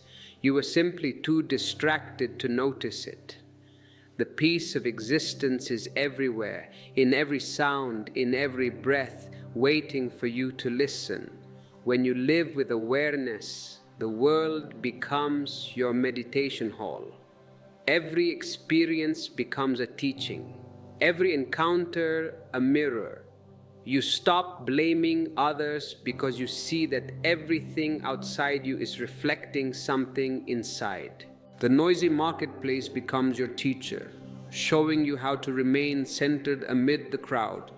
The difficult person becomes your teacher, showing you where you still react. Life itself becomes the guru, and when life becomes your teacher, you can never fall asleep again. Every moment calls you to wakefulness. Awareness in daily life is not a practice to perfect. It's a remembrance to return to again and again. You'll forget, everyone does. But each time you remember, the remembrance grows stronger, the silence deeper, the joy more natural. The real miracle of meditation is not that it brings something new, but that it reveals what was always there. It removes the fog of forgetfulness, and what you see then is nothing less than paradise. And now, as this awareness begins to root itself in the soil of your daily life, you'll notice that something begins to shift quietly within you. Awareness stops being an effort. It becomes your nature. You no longer practice it, you live it. And when awareness ripens fully, when it ceases to be something you do and becomes what you are, it transforms into love. Because awareness without love is dry, incomplete. The next step, therefore, is to let awareness bloom into love, to let stillness melt into warmth, to let observation turn into compassion. As awareness deepens, something very beautiful begins to happen. The watcher that you once believed yourself to be begins to dissolve. At first, there is still a subtle sense of separation, a feeling that you are the one watching your thoughts. You are the one observing your emotions. You are the one aware. But slowly, gently, almost imperceptibly, that sense of you begins to fade. Watching ripens into something effortless, something natural. It's no longer you who watches, only watching remains. The distinction between the observer and the observed disappears like a shadow fading at sunset. And what is left is pure awareness, silent, unbroken, infinite. This is the moment of pure watching, the true meditation. When this happens, there is no tension, no effort, no technique. Effort is born of duality, of a watcher trying to watch something else. But when that duality dissolves, effort disappears. Watching becomes like breathing. It happens on its own. The thoughts may come and go, but you no longer stand apart from them. You are not even the sky watching the clouds. You are the very space in which both sky and cloud exist. You are that vast, eternal presence which neither begins nor ends. It cannot be grasped by the mind because it is beyond the mind. It can only be experienced when the mind is quiet enough to vanish into it. Let me tell you a small story. Once a disciple came to me, his face filled with joy. He said, "Osho, I finally understand. I have been watching my thoughts just as you said, and it feels wonderful. I am the watcher now." I smiled and said, "Good, but don't stop there, because the watcher is still part of the mind." He looked surprised. "Part of the mind?" I said. "Yes. As long as you think you are watching, the I is still there, and the I belongs to the mind. Keep watching until the watcher also disappears." A few weeks later, he returned in silence. He sat before me, eyes closed, breathing slowly, and I could feel that something within him had dissolved. After a long time, he opened his eyes, and with tears streaming down his face, whispered, "Now there is no watcher, only watching." That was the moment of awakening. Pure watching is like standing at the center of existence. Everything moves around you, thoughts, sensations, emotions, sounds, but the center remains unmoved. It's not that the world disappears, rather, it loses its power to disturb you. The river still flows, but you are not carried by it. The waves still rise and fall, but you are the depth that never changes. In this state, life becomes extraordinarily simple. You don't need to interpret, analyze, or control. You simply see. You see life as it is, raw, pure, alive. And this seeing is transformative. It doesn't change what you see, it changes you. The observer becomes the observed, the seer becomes the seen, and both dissolve into one seamless whole.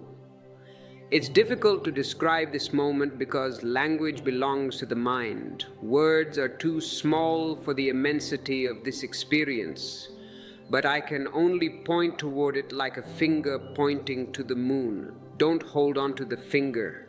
Look at the moon. When you taste pure watching, even for a single second, you will know what I mean. You will know that you were never the body, never the mind, never the personality you thought you were. You are the silence behind it all, the pure witness of everything that ever was or ever will be. You are not the dreamer, you are the awareness in which the dream appears and disappears. And the beauty of this moment is that it cannot be lost. Once you have seen it, even for a glimpse, it never leaves you. You might forget it for a while. The noise of life may pull you outward again, but the echo of that silence stays with you. It becomes a subtle fragrance, a quiet knowing in the background of your being. You start moving through the world with a different rhythm, slower, softer, lighter. Actions flow without effort. Words come without thought. Laughter arises without reason. You live, but you no longer cling to life. You love, but you no longer possess. You breathe, but it is existence that breathes through you. This is what it means to be truly alive. Life without awareness is half-lived, mechanical, repetitive. But life lived in pure watching becomes a song, a dance, a constant celebration. Every breath becomes sacred. Every step becomes prayer. There's no struggle left, no ambition, no desire to become something more. You are complete because the one who was always seeking completion has disappeared. You don't seek peace anymore. You are peace. You don't search for truth anymore. You are truth. You may wonder how to reach this state, but that question comes from the mind, and the mind can never reach it. It's like asking how a shadow can touch the light. You don't reach pure watching through any path, because every path assumes distance, and there is none. You are already there. All that's needed is to stop running away. The moment you stop trying, stop striving, stop doing, pure watching reveals itself like the sunrise that was hidden only by the curtains of effort. Sit silently and look at this sky. Don't call it blue. Don't label it beautiful. Just look. Don't even say you're watching, because the moment you say, "I am watching," the watcher is back. Just look without language, without thought, without commentary. In that moment of wordless awareness, you and the sky are not two. You are the seeing itself. That's what I mean by pure watching. And when this watching becomes the very fabric of your being, you'll see that there's no separation between meditation and life. Meditation is not something you do. It is what you are. You carry it into every action, every silence, every breath. The flowers bloom, the rivers flow, the stars move, and through it all you remain still, utterly still. The mind may come and go like passing clouds, but you remain the sky, vast, boundless, eternal. And when you discover this silence within you, when you realize that you are the still point in the turning world, then awareness transforms into something even deeper, something softer, something luminous. It becomes love. Because when there's no you and no other, what remains is pure connection, pure oneness. Awareness without love is incomplete, just as light without warmth is sterile. So now we move deeper into the mystery of how this awareness, this stillness, blossoms into love, into gratitude, into the boundless heart of existence itself. Here is something very subtle yet immensely powerful. When awareness matures, when watching becomes effortless and natural, it begins to overflow as love. Love is not something separate from awareness.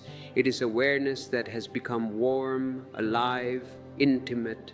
Awareness without love is dry like sunlight in a desert. It can illuminate, but it cannot nourish.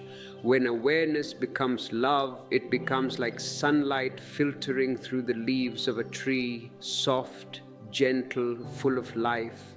This love is not a relationship, not an emotion, not a sentiment. It is a fragrance that arises when you are deeply present. The more present you are, the more loving you become. Because in presence there is no separation, no judgment, no barrier between you and existence. You begin to see everything, people, trees, rivers, even stones, as part of one great flow. You no longer stand apart from the moment, you melt into it completely. And that melting is love. The mind lives in the past and the future, constantly dividing, constantly rejecting what is. It says, this moment is not enough. I want something else, somewhere else, someone else. It's always chasing what's next, never resting in what's here. But existence knows no other moment than this one. This moment is not a stepping stone to something better. It is the destination itself.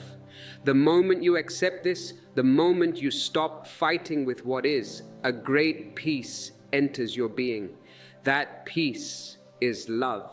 Love is acceptance. The capacity to embrace life as it is without trying to edit it, improve it, or escape it.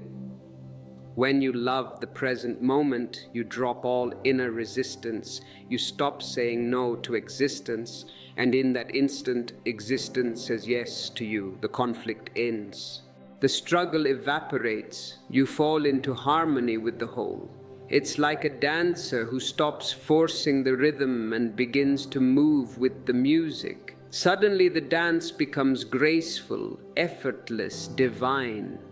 When you live in resistance, you're like a man rowing upstream, fighting the current, exhausting yourself. When you love the present, you drop the oars and the current carries you. That current is the movement of life. And when you trust it, you discover that it has always been taking you exactly where you needed to go.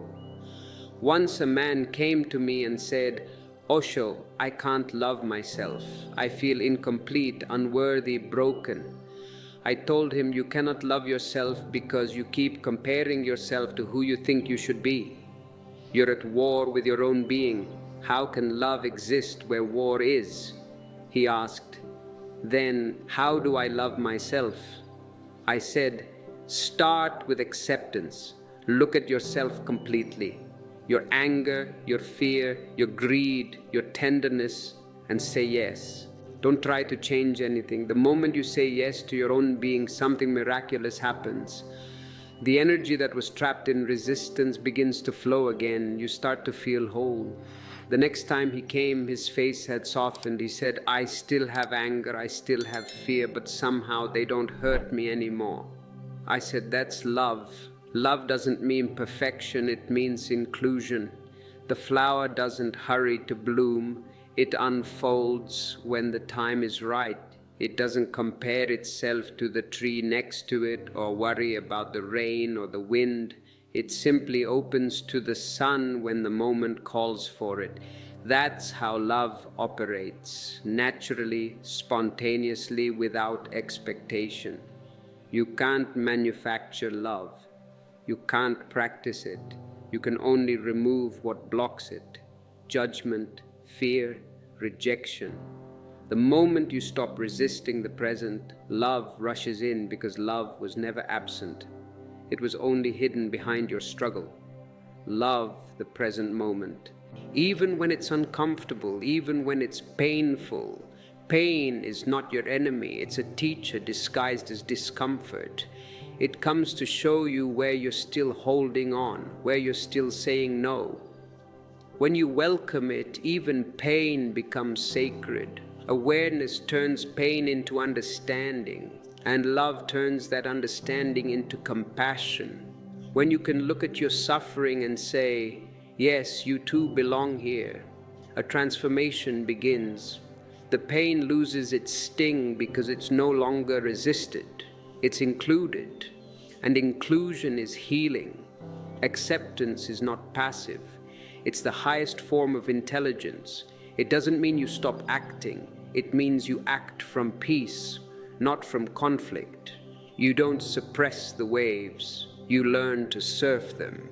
When you are aligned with the present, every action arises from clarity, not from compulsion. You don't push life anymore. You respond to it. You don't chase outcomes. You allow them to unfold. This is the secret of effortless living.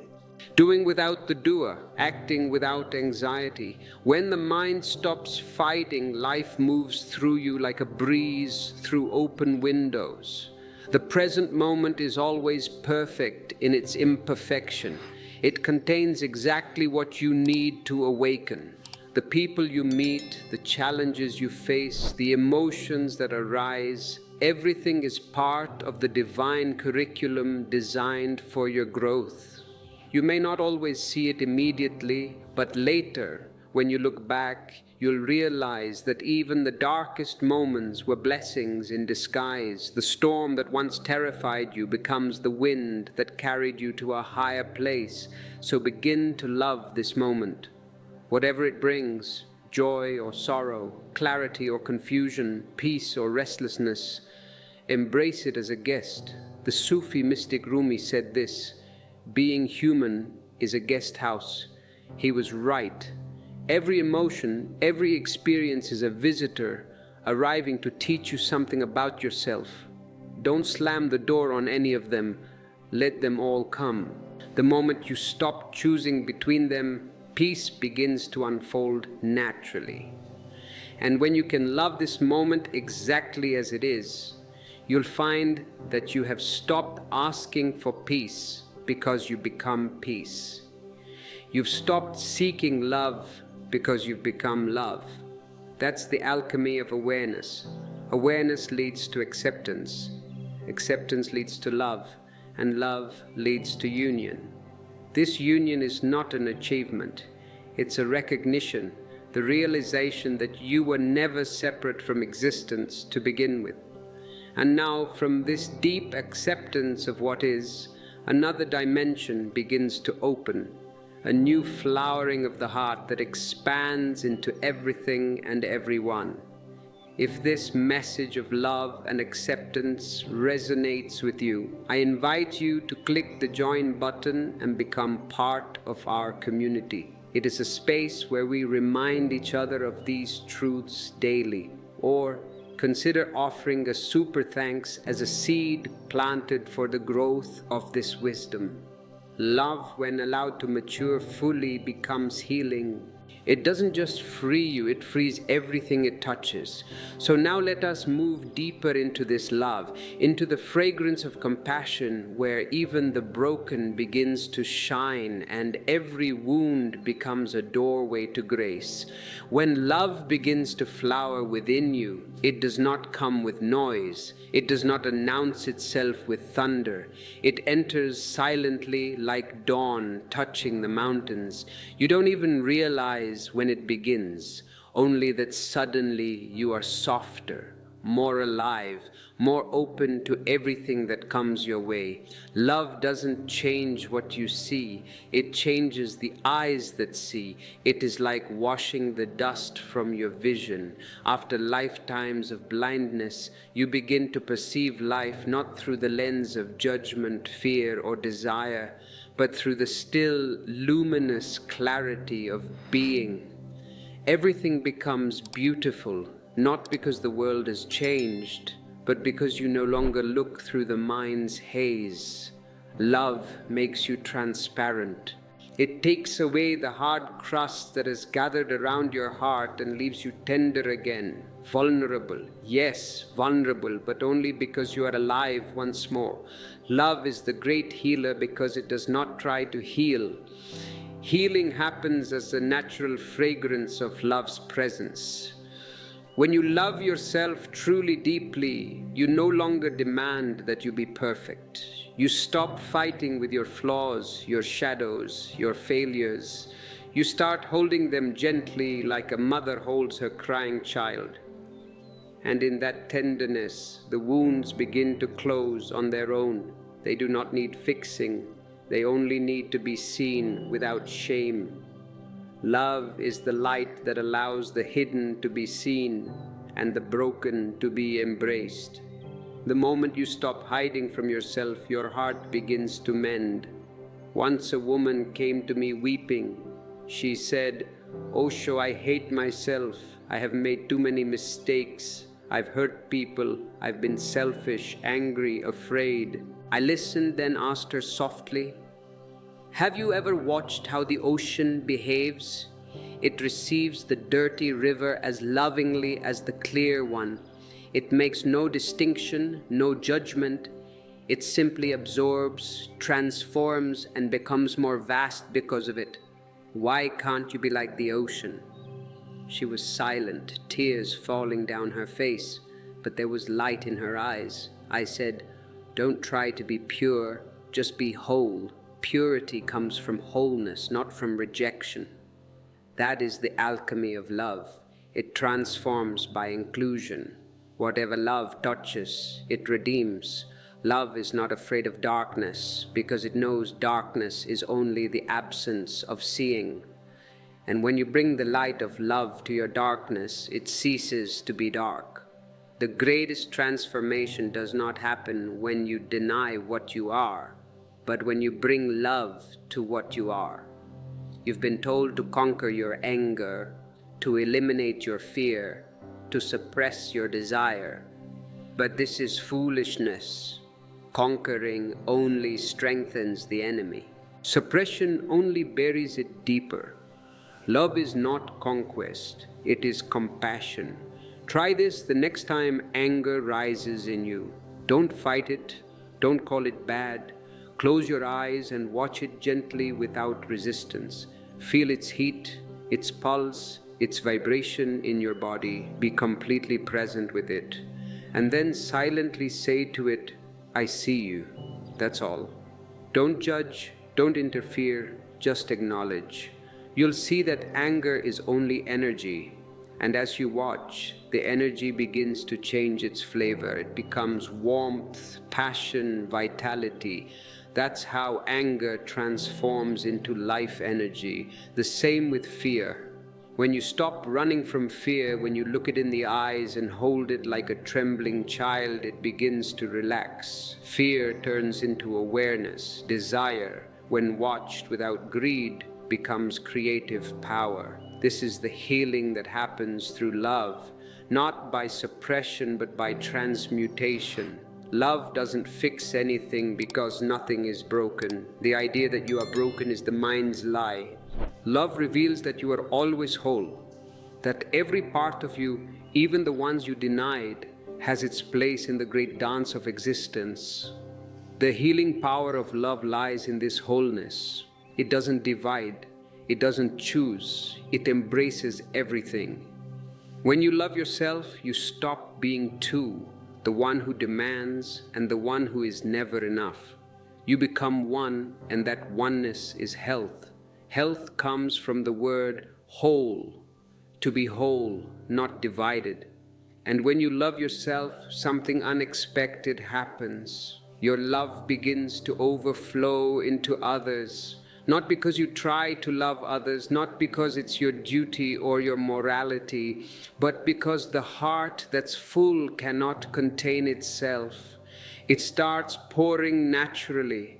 You look at people and you see yourself in them. Their pain feels like your pain. Their joy becomes your joy. There is no effort in this compassion. It's as natural as fragrance flowing from a flower. You don't need to preach love. You become love. Love doesn't mean doing something for others. It means seeing others as extensions of yourself. You see that they too are fighting their wars, carrying their wounds, seeking peace in confusion. And when you look at them with understanding, something melts. You stop expecting them to be perfect because you no longer expect perfection in yourself. This is how love heals the world, quietly, invisibly. Every time you forgive yourself, you make it easier to forgive others. Every time you embrace your shadow, you bring light to the collective shadow of humanity. Healing yourself is not selfish, it is service to the whole, because you are not separate from the whole. That is the greatest illusion the mind has created. The idea that you are an island, isolated, disconnected, fighting for your own survival against a hostile universe. You are not an island.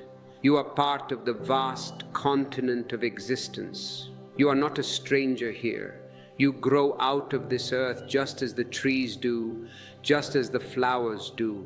You are an expression of the same life force that moves the stars and tides. When you realize this, a great burden falls from your shoulders, the burden of being a separate self. The burden of having to defend, protect, and promote this tiny ego against the infinite. It is an exhausting fight, a fight you can never win. And it is this fight that keeps you awake. It is this fight that keeps your muscles tense and your mind racing. You are trying to hold yourself together, trying to maintain the walls of your personality even in the dark. But tonight, let those walls crumble. They are made of smoke anyway. You don't need to hold yourself together. Existence is holding you. The same power that beats your heart without your help, the same power that digests your food without your command, is the power that holds you now. You can trust it. You can relax into it. Think of a wave in the ocean. As long as the wave thinks it is separate, it is afraid. It is afraid of crashing, afraid of becoming small, afraid of dying. It looks at other waves and competes with them. I must be higher, I must be stronger. But the moment the wave realizes I am the ocean, all fear disappears. How can the wave die? It is water. It will return to water. It has always been water. Rising or falling, it remains the ocean. You are that wave. And sleep is your return to the ocean. Every night you disappear. The name, the fame, the worries, the relationships, everything that defines you evaporates, and yet you exist. You exist more authentically in deep sleep than you do in your waking hours, because in deep sleep you are pure being. You are not a doctor, not a teacher, not a father, not a mother. You are simply life resting in itself. This is why sleep is so rejuvenating. It is a daily dip into the divine. It is a momentary freedom from the prison of the ego. But because you enter it unconsciously, you miss the spiritual depth of it. You wake up refreshed, but you don't know why. You touched God, but you were asleep. Meditation is learning to enter that same depth while you are awake. It is learning to dissolve the ego without losing consciousness. When you can do that, death itself loses its sting, because you realize that what dies is only the form, the wave, the ocean remains. If you are beginning to feel the truth of this, that you are held by something much larger than yourself, you can honor this connection by subscribing to our channel. It is a way of staying linked to this reminder, a way of ensuring that this voice remains available to you whenever the illusion of separation returns. Now, as you lie here, let us practice this dissolving. Let us practice being nobody. The world teaches you to be somebody, to be important, to be special, to leave a mark. And that ambition is a fever. It burns you up. It never allows you to rest. Here in this sanctuary of silence, you don't need to be anybody. You can put down the mask. Imagine you are an actor who has been on stage all day playing a difficult role. A role of a responsible person, a successful person, a struggling person. The lights were bright, the audience was watching, and you had to say your lines perfectly. But now the play is over. The curtain has fallen. You are in your dressing room. You can take off the costume. You can wash off the makeup. You can stop reciting the script. What a relief to just be naked in your own being, to not have to pretend, to not have to perform. Sleep requires you to be nobody. You cannot take your status into sleep. You cannot take your bank account into sleep. You cannot take your knowledge into sleep. The gate of sleep is very narrow. Only you can pass through, stripped of all your possessions, all your titles, all your cleverness. Many people cannot sleep because they are afraid to drop the role. They continue acting even when the lights are out. They lie in bed rehearsing tomorrow's scenes, rewriting yesterday's lines. They are afraid that if they stop performing, they will cease to exist. But I tell you, the performance is not you. It is just a noise around you. Let it drop. Feel the relief of being ordinary, just a breathing body, just a beating heart.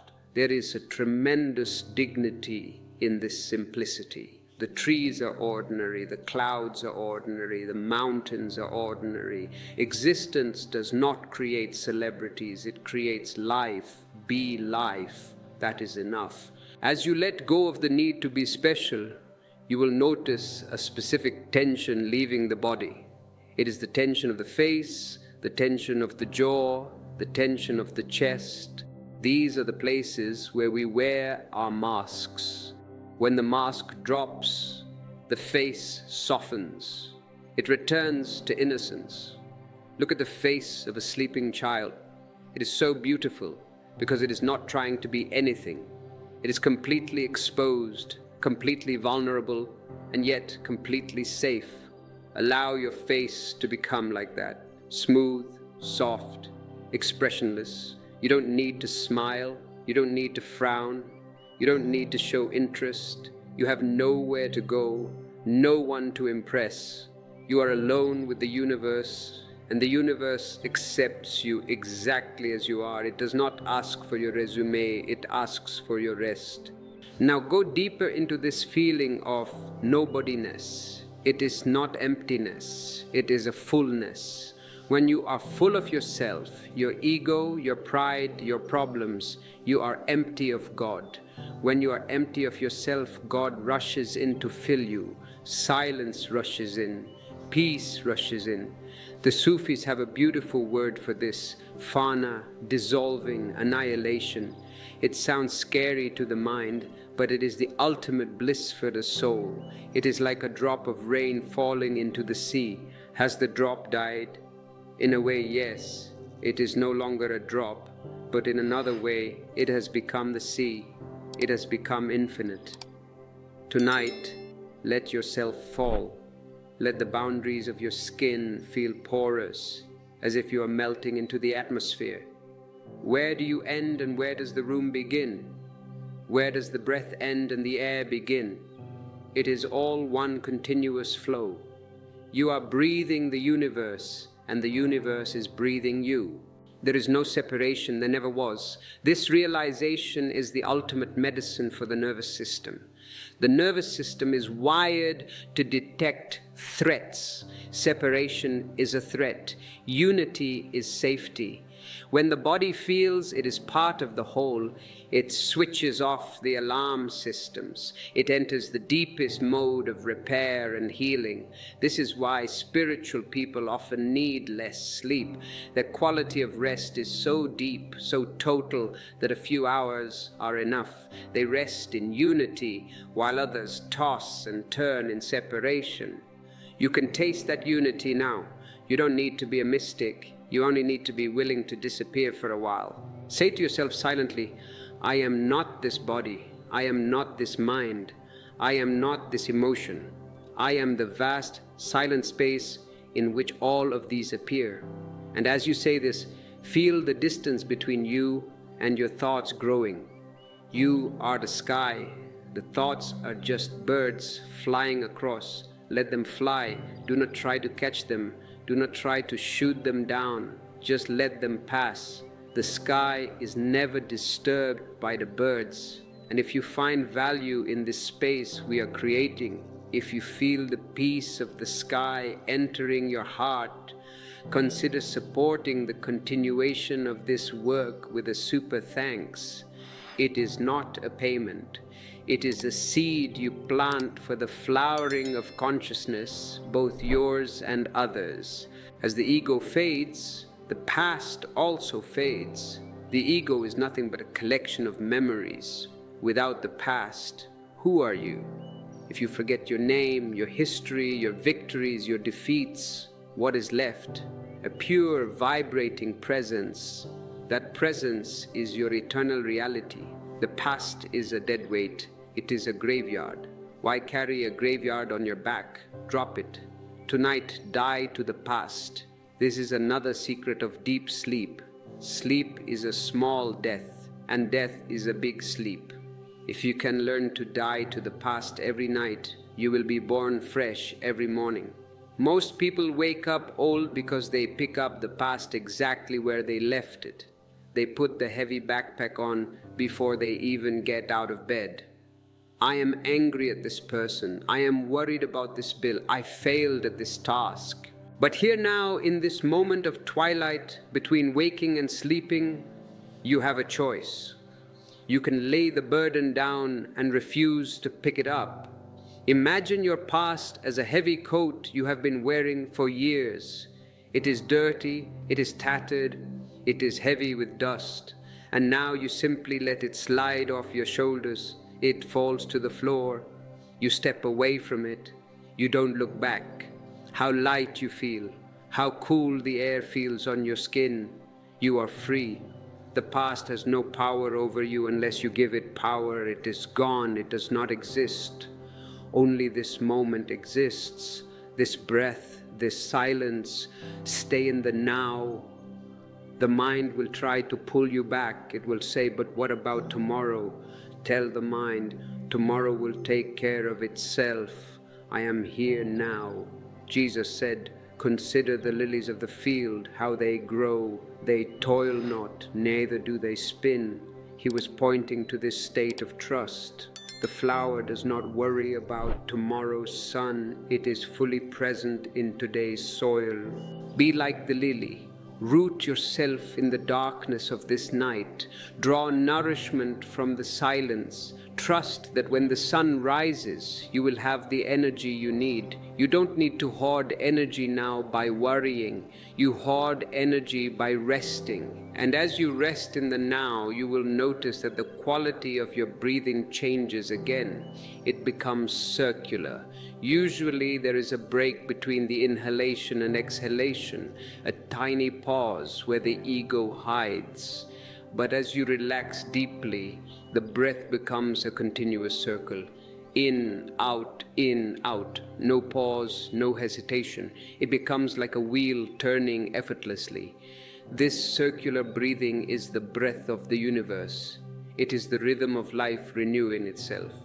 Surrender to it. You are not breathing, you are being breathed. It is a subtle difference, but it changes everything. I am breathing is an act. I am being breathed is a surrender. Feel the breath flowing into the belly, rising to the chest and flowing out again like a gentle tide washing the shore. With every out-breath, let go of a little more control. With every in-breath, accept a little more peace. You are being washed, you are being cleansed. The mind may still be murmuring in the distance. Let it murmur. It is like the sound of traffic far away. It has nothing to do with you. You are safe in your inner room. The curtains are drawn. The candle is lit. You are at home. And in this home, there is no judgment. This is important. Do not judge yourself for having thoughts. Do not judge yourself for being awake. Judgment is tension. Acceptance is relaxation. If you are awake, be awake beautifully. Be awake peacefully. Enjoy the darkness. Enjoy the silence. To lie in bed doing nothing is a luxury. Enjoy it. Don't turn it into a torture by wishing you were asleep. If you enjoy the resting, sleep will come. If you demand sleep, it will stay away. It is like a cat. If you call it, it ignores you. If you sit quietly and ignore it, it jumps into your lap. Be indifferent to sleep. Just enjoy the comfort of the bed, the softness of the pillow, the warmth of the blanket. Sensuality is a door to spirituality. Feel the touch of the fabric against your skin. Feel the coolness of the air. These sensations bring you out of the head and into the body. The mind thinks, the body feels. You cannot do both at the same time with intensity. If you feel intensely, thinking stops. So move your attention to feeling. Feel the heaviness of your legs. Feel the tingling in your fingertips. Feel the movement of the belly become the feeling. As you sink deeper into sensation, the logic of the mind begins to break down. You may start to see images, colors, fragments of dreams. This is a good sign. It means the rational mind is losing its grip. The subconscious is opening. Do not be afraid. These images are just the mind releasing its steam. Watch them as you watch the thoughts without attachment. You are entering the twilight zone, the borderland between the known and the unknown. This is a sacred space. In ancient times, temples were built to help people reach this state, the state of hypnagogia, where you are neither awake nor asleep, but floating in a magical fluid of consciousness. In this state, deep healing happens. The body's intelligence takes over completely. Trust this intelligence. It has grown you from a single cell to this complex being. It knows how to heal your heart, your liver, your brain. It knows how to balance your hormones. It is doing it right now while you do nothing. Your only job is to not get in the way. Step aside. Get out of your own way. Let the great surgeon, the great healer, existence do its work. You are the patient, not the doctor. Lie still. Be patient. The word patient comes from a root meaning to allow, to suffer, to undergo. Just undergo the process of rest. And as you lie there feeling the support of the bed, imagine that the bed is rising up to meet you. It is not just dead matter, it is energy. Everything is energy. The earth beneath the floor is energy. You are floating on a sea of energy. There is nothing solid. It is all dancing light. When you see the world as energy, heaviness turns into lightness. You may feel as if you are levitating or as if you are sinking deep into the earth. Both are true. You are expanding. The small definition of the body is dissolving. You are becoming the room. You are becoming the night. This expansion is love. When you expand, you include. When you contract, you exclude. Fear is contraction. Love is expansion. Sleep is the ultimate expansion, where you include the whole universe again, where you forget the boundaries of me and mine. Let this love wrap around you like a warm blanket. You are loved. You may not feel it in your daily life. You may feel lonely, misunderstood, rejected. But those are the games of the ego. Existence loves you. Otherwise, you would not be here. The breath would not enter you. The sun would not warm you. The fact that you exist is proof that you are loved. Rest in that love. You don't have to earn it. You don't have to be good. You don't have to be successful. You just have to be. The tree doesn't earn the rain. The animal doesn't earn its food. Grace is given freely. Open your hands and receive it. Imagine your hands are open, palms facing up, ready to receive, not begging, but welcoming. Whatever comes, I welcome it. Sleep, I welcome you. Wakefulness, I welcome you. Dreams, I welcome you. Silence, I welcome you. This total welcome is the key. It unlocks the door that has been stuck for so long, and suddenly you slip through. You don't know when it happens. You cannot catch the moment of falling asleep. If you try to catch it, you will wake up. It happens when you are not looking. It happens when you have forgotten to check. It happens when trust becomes total. So let go of the checking. Let go of the tracking. Let go of the wanting. Be like a dry leaf falling from a tree. It doesn't decide where to fall. It doesn't steer. It trusts the wind. The wind takes it to the river or to the root or to the sky. It doesn't matter. The leaf is at peace.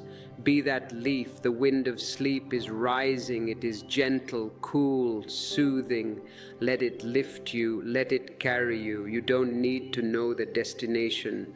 The destination is always the same. The source, the beginning, the home. As you drift, you might hear my voice fading in and out. That is perfect. Do not strain to listen. My words are not important. The silence they point to is important. If you fall asleep, you will not miss anything. The message will enter your heart directly, bypassing the mind. The heart never sleeps. The heart is always listening to the truth, so you can let the mind shut down. You can let the logic turn off. You can let the questions dissolve. There are no answers tonight. There is only rest. The questions can wait. The problems can wait. For now, there is only this soft, dark, velvet embrace of the night. Sink into it. Deeper and deeper. Layers of tension peeling away. Layers of worry dissolving. You are becoming lighter. You are becoming softer. You are becoming silence itself. And in this silence, you are finding the true you.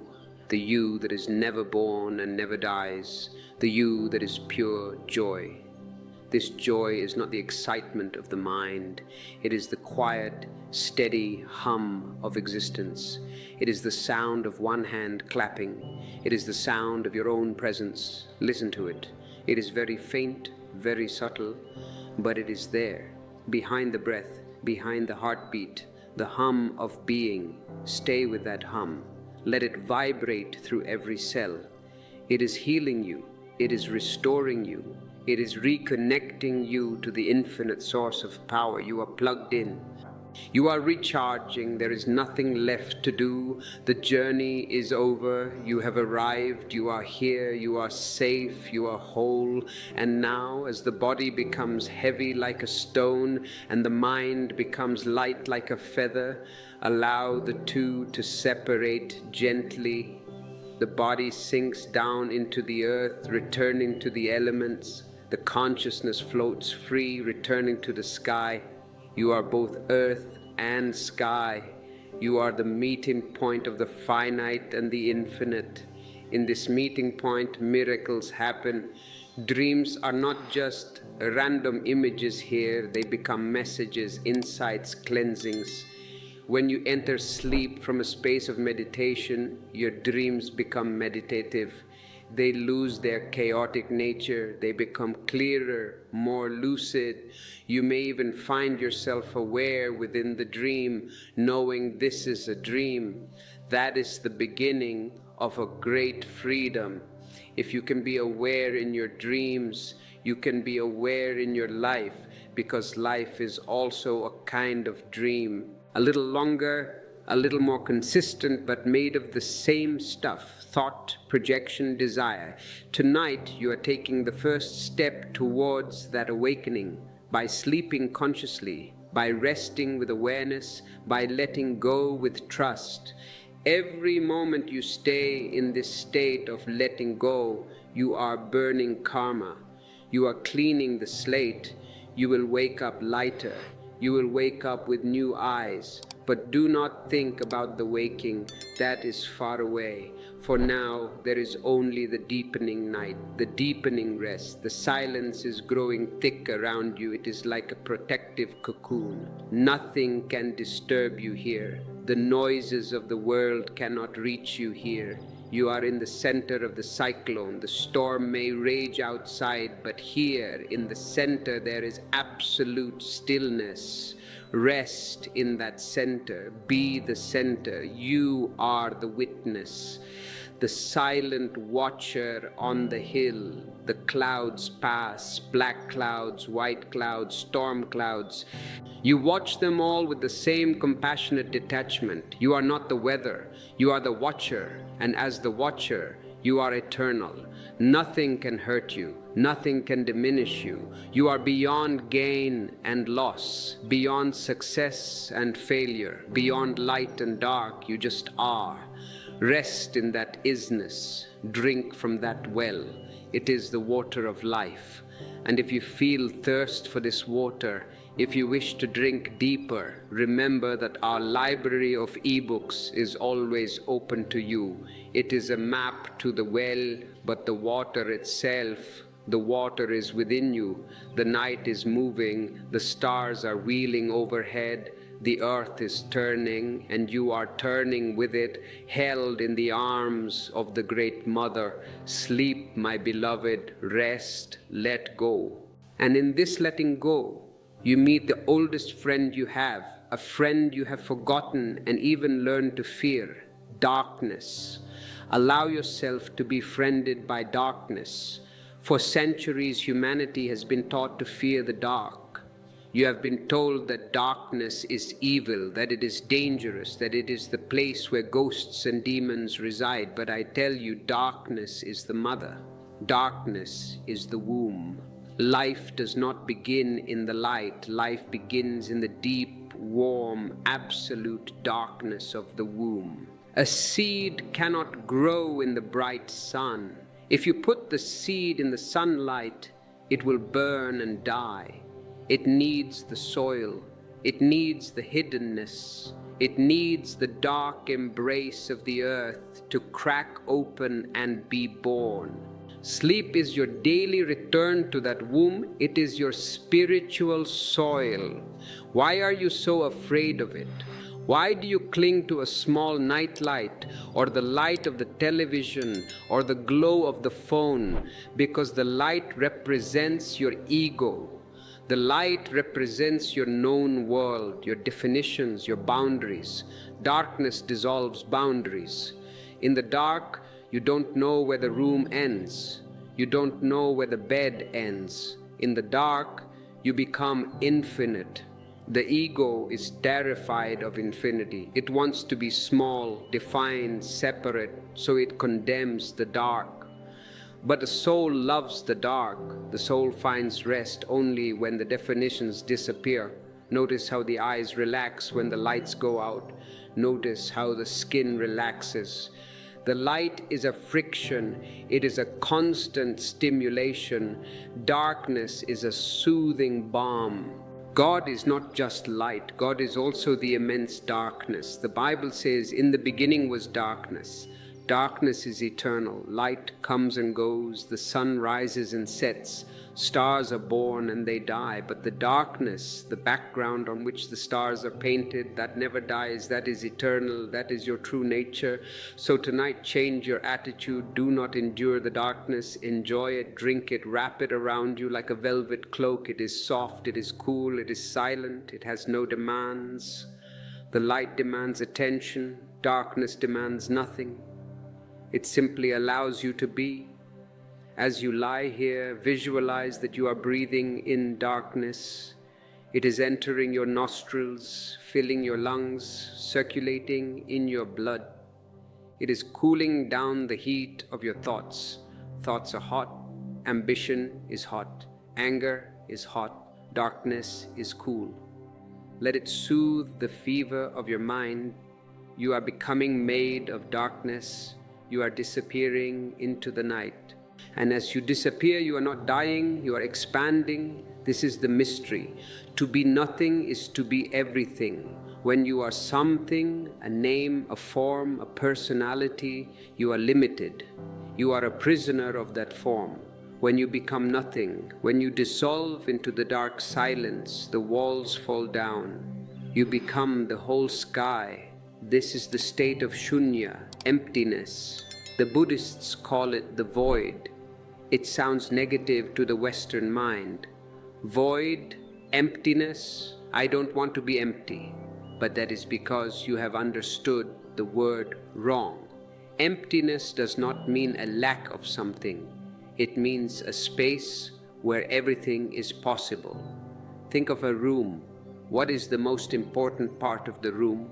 The walls, the furniture, the decoration? No.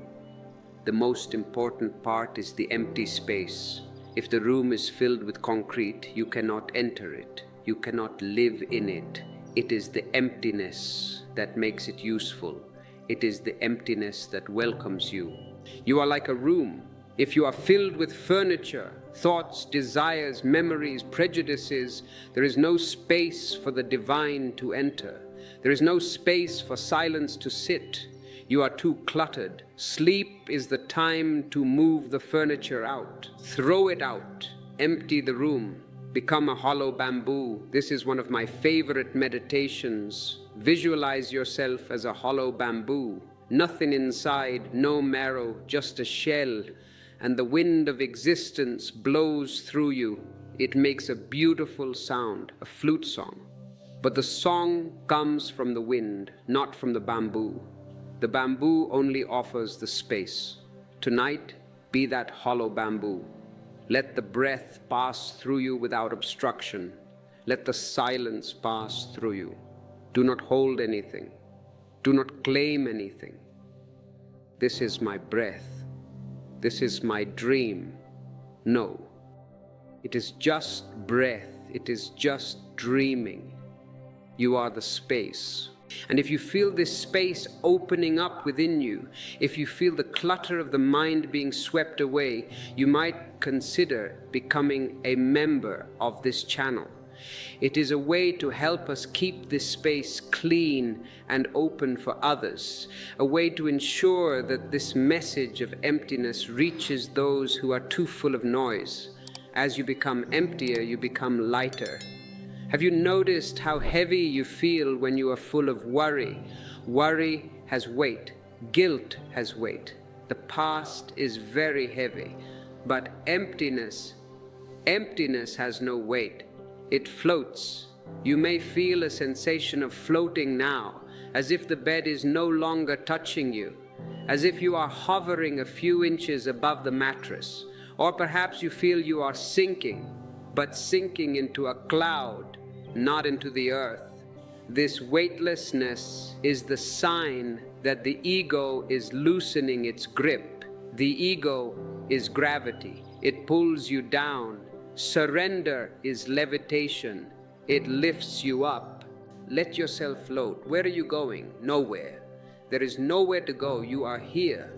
But here is no longer a geographical point. Here is a state of being. You are everywhere.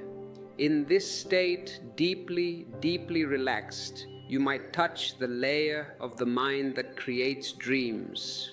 Usually we are victims of our dreams. They happen to us. We run, we fight, we cry in our dreams. But if you enter sleep through the door of meditation, you can become the master of your dreams, not by controlling them, but by witnessing them. You see a dream arising, perhaps a face from the past, or a landscape, or a strange geometric shape. Instead of jumping into it and getting lost, you simply note it. Ah, a dream, like a bubble rising in water. It rises, it shimmers, it bursts. You remain the water. This practice of witnessing the transition from waking to dreaming is very powerful. It cuts the root of unconsciousness. If you can watch a dream start, you will not be completely asleep in the ordinary sense. You will be asleep with a lamp burning inside. The body sleeps, the brain dreams, but you, the awareness, remains a flickering flame watching it all. This is the true yoga nidra, yogic sleep. It is not just resting the body, it is resting the identification. You stop identifying with the movie. You realize you are the screen. The movie can be a tragedy, a comedy, a horror story. The screen is never affected. The screen never cries. The screen never laughs. The screen simply supports the play. Be the screen. Let the dreams come and go. They are just colored lights dancing on you. They are not you. And as you settle into this witnessing, you may find that the dreams themselves change. When the mind knows it is being watched, it stops creating nightmares. It stops creating chaos. The dreams become more poetic, more harmonious. They may even stop altogether. And when dreams stop and you are still aware, that is the moment of the great silence. That is the moment of sushupti, dreamless sleep. In that moment, you are closest to God. You are back at the source. There is no world, no you, no time. There is only a pure, throbbing existence. Usually we pass through this state every night for a few minutes, but we are unconscious. We miss it. We traverse the valley of diamonds with our eyes closed. But if you can enter it with even a tiny grain of awareness, you will wake up transformed. You will wake up with a taste of nectar in your mouth. You will wake up knowing that death is a lie. Because in that deep gap you disappeared, and yet you were. You were more than ever. You will know that when the body goes, this remains. This silence remains. This vastness remains. Do not try to force this. You cannot force the doors of the temple. You can only wait on the steps. This meditation is just waiting on the steps. We have cleaned our feet, we have left our shoes, our thoughts behind, and now we wait. The door opens from the inside. Grace comes when it comes. But your waiting must be intense, not impatient but intense, like a lover waiting for the beloved. The lover does not scream, the lover does not run around. The lover sits and listens for the footsteps. Every sound is a promise. Listen to the silence now. Is it dead silence? No, it is very alive. It is humming with energy. It is the sound of creation. The mystics call it Om. It is not a word you say, it is a sound you hear. When the mind stops its chatter, the universe starts its song. Listen to the hum of the refrigerator, the distant car, the wind. Do not label them. Hear the vibration. All sounds are coming out of silence and returning to silence. You are that silence. If you are hearing this silence, if you are feeling the vibration of existence, share this vibration. Like the video, share it with a friend. Let the ripple expand. Now let us go even deeper into the body. The body is your temple, but often we treat it like a machine. We only notice it when it hurts or when it is hungry. Now notice it with love. Bring your awareness to your heart center in the middle of the chest. Do not visualize a physical heart pumping blood. Visualize a ball of soft golden light, or a flower opening, or just a warm sensation. The heart is the center of feeling. The head is the center of doing. Sleep happens when energy moves from the head to the heart. When you are thinking, energy is in the attic, in the head. It is bright, sharp, aggressive.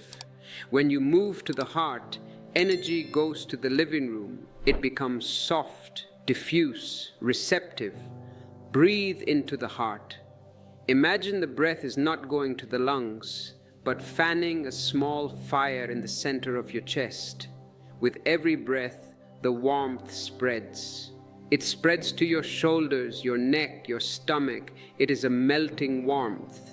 The mind creates ice, the heart creates warmth. Let the ice melt. All your arguments, your logic, your yes and no, let them melt in this warmth. Love does not argue. Love does not prove. Love just is. Sleep is a love affair between you and existence. Trust the heart. It beats before you have a brain. It beats while you are unconscious. It is the seat of the soul. As you focus on the heart, you may feel a sudden release of emotion. A tear may roll down your cheek. Let it. It is a beautiful release. It is the ice melting. You have been carrying so much hardness to survive in the world. Now you can be soft. You can be liquid. Water is soft, but it conquers the rock. Be like water. Flow. Do not have a shape. The jar gives shape to the water, but the water itself has none. The bed gives shape to your body, but your energy has none. Let your energy spill over the edges of the bed. Fill the room, fill the house. You are vast. You contain multitudes. And in this vastness, forgive. Forgive yourself. Forgive others, not because they deserve it. That is a calculation of the mind. Forgive because you deserve peace.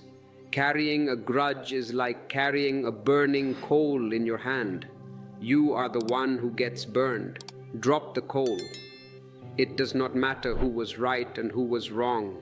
In the sleep of the Absolute, there is no right and wrong. There is only oneness. Visualize the faces of those who have hurt you or those you have hurt. See them drifting away like smoke. They were just actors in your play. They played their part. It is over. Bow to them and let them go. The stage must be cleared. If you are holding on to yesterday, you cannot embrace the night. Yesterday is a corpse. Do not sleep with a corpse. Bury it. Every night should be a funeral for the past, and every morning should be a resurrection. This is how to live intensely. Die each night. Be born each morning. Now you are clean, you are empty, you are warm, you are ready. Ready for what? Ready for the unknown. Sleep is a journey into the unknown. You never know where you will go or what you will see. That is the adventure. Put aside your maps. Maps are for the waking world. Here, there are no roads. You fly by instinct. Trust your instinct. Trust the life force. It knows the way home. And as you drift deeper, allow the concept of time to dissolve completely. Time is a mechanism of the mind. Past, present, future. This is the clock ticking. But in consciousness, there is no time. There is only the eternal now. When you sleep, you step out of time. Have you noticed? You close your eyes and a moment later, the alarm rings. 8 hours have passed, but for you, it was a moment. Where were you? You were in the timeless. You were in eternity. Meditation is stepping out of time while you are awake, feeling that this moment is not leading to another moment. This moment is it. It is complete in itself. There is no hurry. There is no deadline. Relax into this timelessness. No past dragging you back. No future pulling you forward. Just floating in the suspension of now. This is healing. Time causes aging. Timelessness causes rejuvenation. The mystics say that if you can stay in the now, you stop aging. The body ages, but your spirit remains fresh like a child's. Be a child now, a child in the cradle of the cosmos. The stars are your mobile toy. The moon is your nightlight. The wind is your lullaby. You are the child of the universe. You are not an orphan. You are at home. Feel the support. Feel the love that surrounds you. It is invisible, but it is real, more real than the bed you lie on. And if you feel this love, if you feel this connection, consider expressing it. A like, a subscription, a comment. These are small ripples of energy that say, I am here, I am connected. As the silence deepens, you might begin to feel a separation between the physical body and your subtle body. The physical body is heavy, made of earth. The subtle body is light, made of light. In sleep, the subtle body relaxes its hold on the physical. It expands. You might feel larger than your physical frame. You might feel you are filling the whole room. Enjoy this expansion. Do not be afraid. You are not leaving the body. You are just loosening the tight shoes. Wiggle your toes in the infinite. Stretch your soul. For too long you have lived in a cramped house, the house of I, me, mine. Now the doors are open, the windows are open, the roof is blown off. You are under the open sky. Let the starlight wash you. Each star is a sun. Each sun is a source of life. You are made of stardust. You are returning to your family. The mind may make one last attempt to grab you. It may say, but you haven't solved that problem. Smile at it. Say, the problem belongs to the person I was yesterday. I am not him. I am not her. I am this silence. Problems require a person to stick to. If there is no person, where can the problem stick? It falls off. Be a slippery surface. Let everything slide off. Nothing sticks to a mirror. It reflects everything, but holds nothing. Be a mirror. Reflect the dark. Reflect the quiet. But do not hold it. Let go. Let go. Let go. The words are fading now. They are becoming just sounds. Sounds like the rain. Do not try to understand them. Drink them. Let them bypass the intellect and soothe the heart. You are moving towards the center. The center is stillness. The periphery is movement. The world is the periphery. You are the center. Come back to the center. It is so easy. It is effortless. Gravity pulls you down. Grace pulls you in. Surrender to the pull. Do not swim. Do not float. Sink. Sinking is the secret. Down, down, down, into the velvet blackness, into the warm mystery. You are safe, you are loved, you are eternal. And as you touch this eternity, realize that you are not just an individual trying to sleep. You are the universe resting. When you rest, the world rests. You are contributing to the peace of the world by being peaceful. This is the greatest service you can do, to be peaceful. To be silent, to be happy. A happy person does not create war. A relaxed person does not create violence.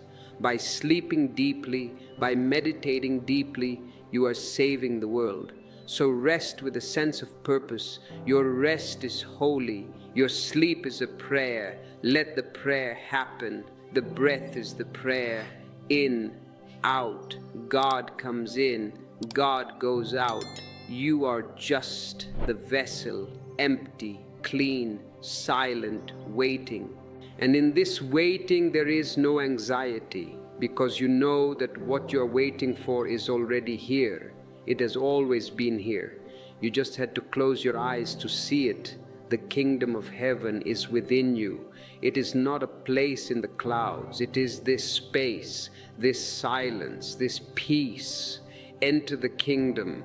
The gates are open, there are no guards. You are the king, you are the queen. You have just been in exile. Welcome home, stay here. Do not rush to leave, drink your fill. And when you wake, bring a little piece of this kingdom with you. Do not leave it all behind. Carry the silence in your pocket. Carry the peace in your eyes. Let the world see that you have been to the depths. But that is for later. For now there is only the depth, only the silence, only the dark, sweet, nourishing night. And in this night you are dissolved. You are no more. And because you are no more, you are everything. This is the paradox. This is the truth. Sleep now. Sleep in truth. Sleep in God. And in that deep velvet darkness, a miracle is constantly being prepared. You are not just sleeping. You are being recreated. You are being washed, renewed, and revitalized at the very roots of your being. This is why the night is so essential. It is the time when you go back to the factory of existence to be repaired. If you understand this, you will never complain about sleep again. You will approach it with reverence, as if you are entering a holy shrine, because that is exactly what it is. Your bed is the altar, you are the offering, and sleep is the divine consuming you, only to give you back to yourself in the morning, fresh, young, and alive. But the quality of your morning depends entirely on the quality of your night.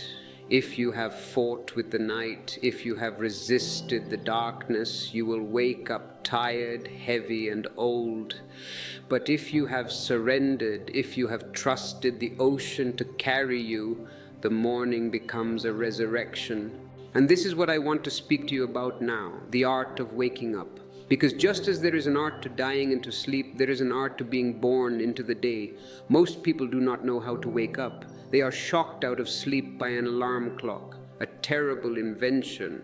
The very word alarm means fear. It means danger.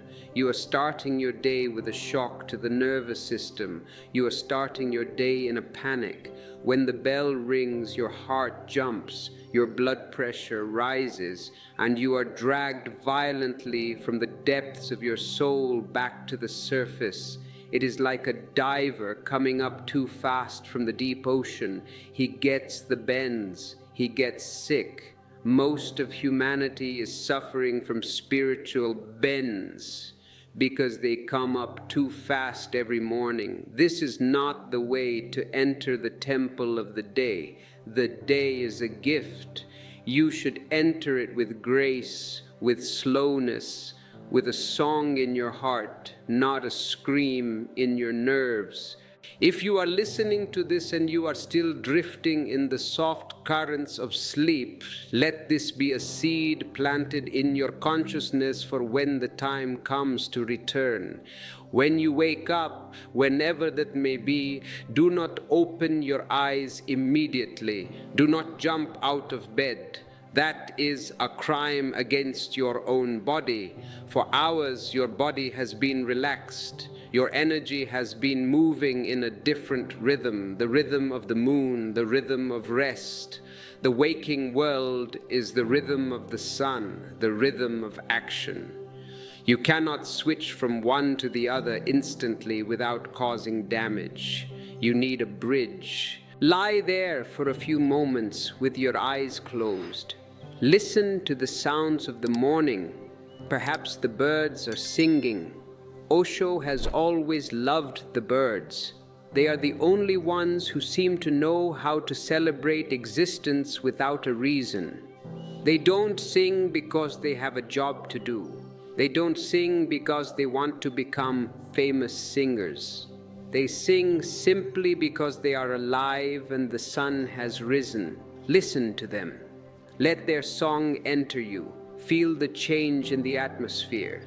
The night has a different texture. The morning has a crispness, a newness. Feel it on your skin. And in those first few moments, before the mind rushes in with its to-do list, catch the gap.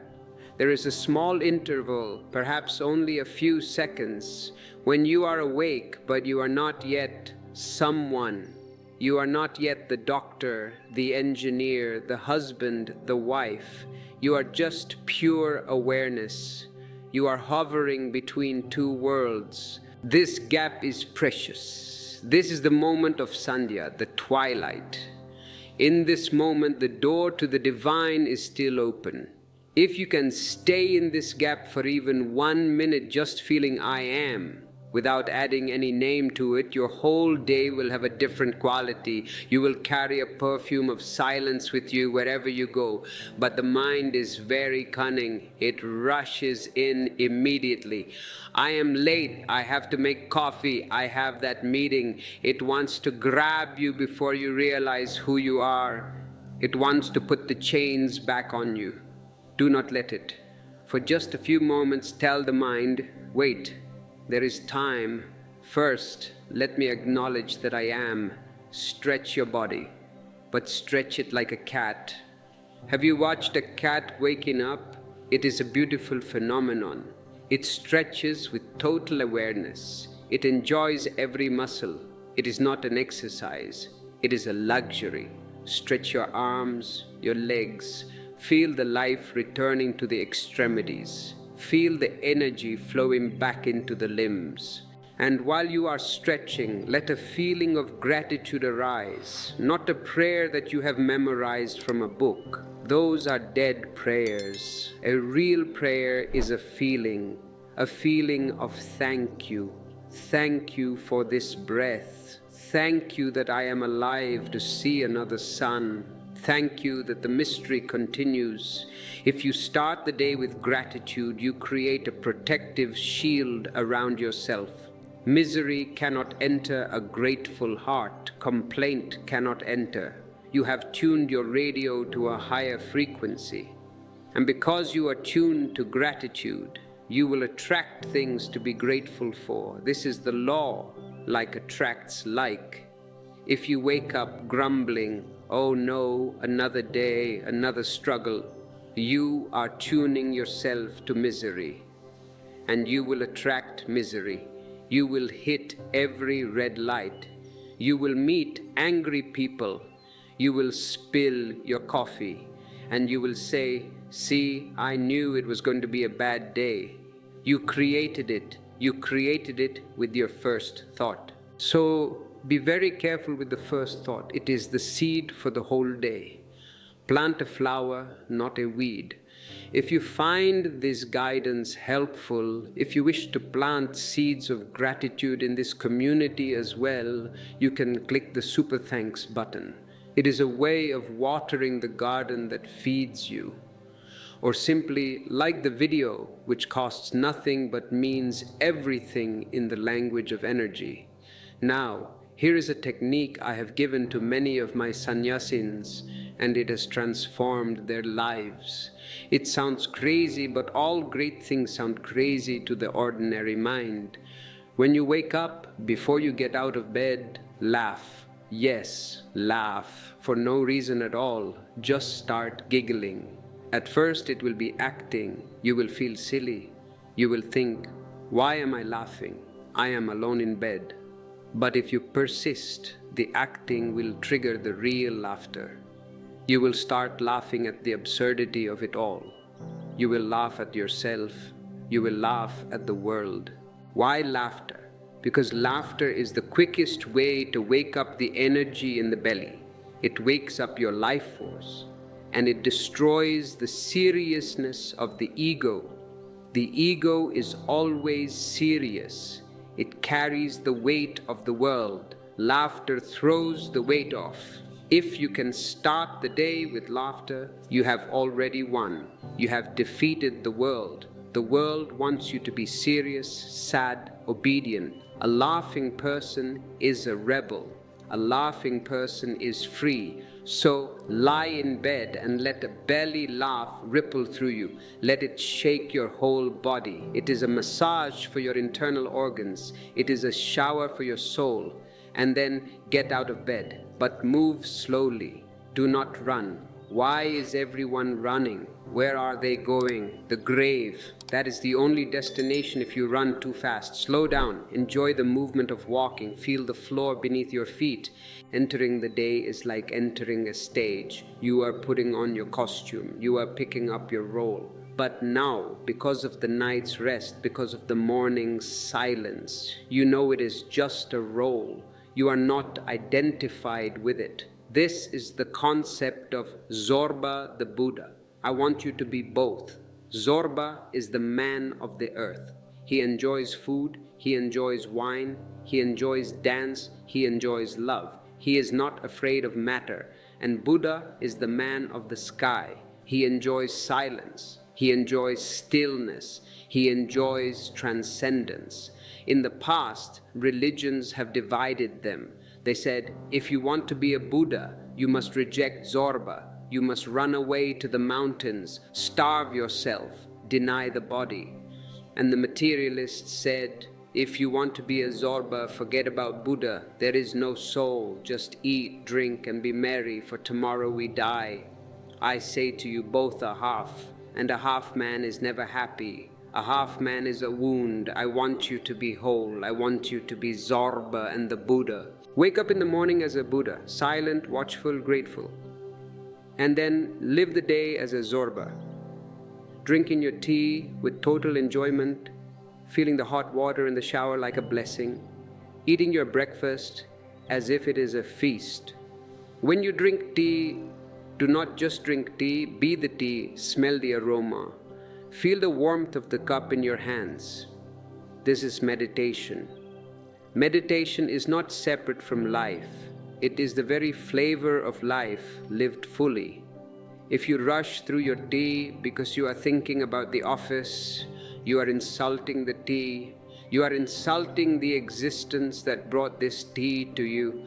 Sunshine, rain, the earth, the labor of people, all conspired to bring this cup to your lips. And you are not even there, you are in the future. Come back to the tea. This moment is the only moment there is. If you can enjoy this moment, you will know how to enjoy the next, because the next moment will also come as this moment.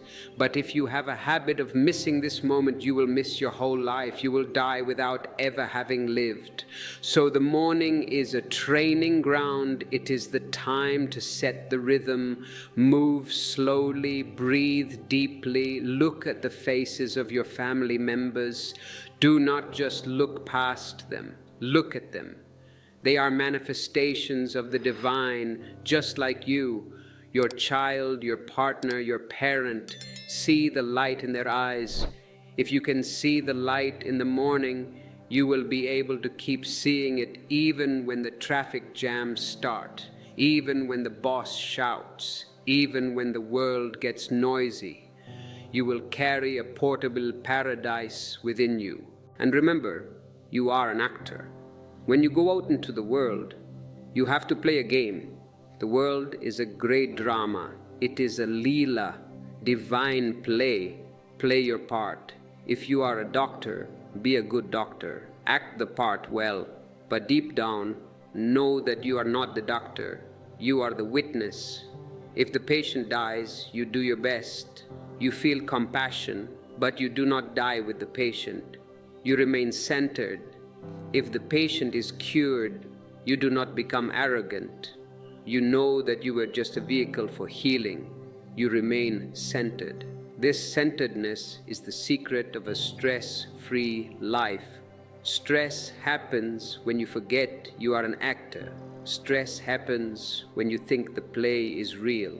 It is not real, it is a dream, a long, vivid, colorful dream, but a dream nonetheless. Only the witness is real.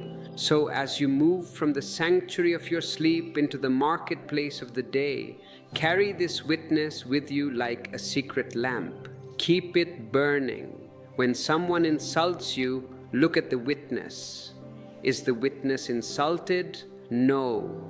The witness is just watching the insult. It is watching the anger rise in the other person. It is watching the reaction rise in you, but it is not involved. Suddenly you are free. You can choose whether to react or not. Usually you are a slave. Someone pushes a button and you react. You are a machine. Awareness makes you a master. You can smile. You can say, I see you are angry. It is okay. And the other person will be shocked. You have broken the pattern. This is how you change the world. Not by preaching, but by changing your own energy. One person living in awareness creates a ripple that touches thousands. You may never know who you touched. You may just smile at a stranger on the bus. But that smile came from such a deep place of silence that it changes the stranger's day. It gives them hope. You are a transmitter. You are constantly broadcasting your state of being. If you are anxious, you broadcast anxiety. You pollute the atmosphere. People feel uneasy around you. If you are peaceful, you broadcast peace. You become an oasis. People want to be near you. They feel rested in your presence. Be an oasis. The world is a desert. There is so much fire, so much haste, so much madness. Be the cool shade. And you can only be that if you have drunk deep from the waters of the night. That is why I say again, do not minimize sleep. Do not think it is a waste of time. I sleep 6 hours, I could be working. No, those 6 hours are where you gather the fuel to be truly alive. Without them, you are just a zombie walking around, bumping into things. Respect your rest. And as you feel this respect growing, as you feel the importance of this inner work, you might consider joining our membership. It is a community of people who are committed to being oases in the desert. Click the join button if your heart feels the call to be part of this energy field. Now let us go deeper into this morning transition. There is a beautiful phenomenon that happens when the sun rises. The external sun triggers an internal sun. Your body has its own sunrise. In yoga, we call it the awakening of the energy centers. During sleep, energy retreats to the seed. In the morning, it starts to sprout. Visualize this sprouting. Feel the energy rising up your spine. It is like sap rising in a tree. If you're stiff in the morning, it is because the sap is blocked. That is why cats stretch, to unblock the channels. Do not just jump into the shower. Spend 5 minutes just mobilizing your energy. Rotate your neck, rotate your shoulders, dance a little. A dancing start to the day is the best start. Put on some music, not sad music, not aggressive music, joyful music. And let your body move. You don't have to know how to dance. Just let the energy move you. If you can dance for 10 minutes in the morning, you will shed the lethargy. You will shed the leftover dreams. You will become fresh. And this freshness will give you a clarity that coffee can never give. Coffee gives you a jittery energy. Dance gives you a flowing energy. And when you are flowing, problems are not problems. They are challenges. They are opportunities. A rock in the river is a problem for a stagnant pool. It blocks the way. But for a fast-flowing river, the rock creates a song. The river dances around it, jumps over it, turns it into foam and beauty. Be the river. Let the energy flow. And as you prepare to engage with the world, remember the other face of the divine, silence. You are going into noise, but you can carry the silence with you. How? By listening. Usually we listen only to reply. We are waiting for the other person to stop talking so we can speak. That is not listening. That is preparing. Listening means you are empty. You are just taking in the sound. When you listen truly, you become a womb. You receive the other person, and in that reception, deep communication happens. Often words are not even needed. If you can listen to your child, to your wife, to your friend, Without judgment, without preparing an answer, you will heal them. Being heard is one of the greatest needs of the human heart. Everyone is shouting, "Listen to me," but no one is listening. Everyone is broadcasting, "Be a receiver." And when you listen from the silence you gathered in sleep, your listening has a depth, it resonates. The other person feels understood, feels felt. This is love. Love is nothing but listening with the heart. So the night has prepared you for love. It has emptied you of the ego so you can be there for others. Do not think sleep is selfish. It is the most unselfish thing you can do. It prepares you to serve. As you lie here now, visualizing this ideal morning, this spiritual awakening, feel the potential of it. Even if you have lived your whole life rushing, worrying, fighting, today can be different. The past does not bind you. You can drop it right now. This is the freedom of consciousness. It is always fresh. You can decide, from this moment, I will live as a witness. And immediately, the old patterns are broken. They may try to come back, they have momentum, but if you stay alert, if you stay watchful, they will lose their power.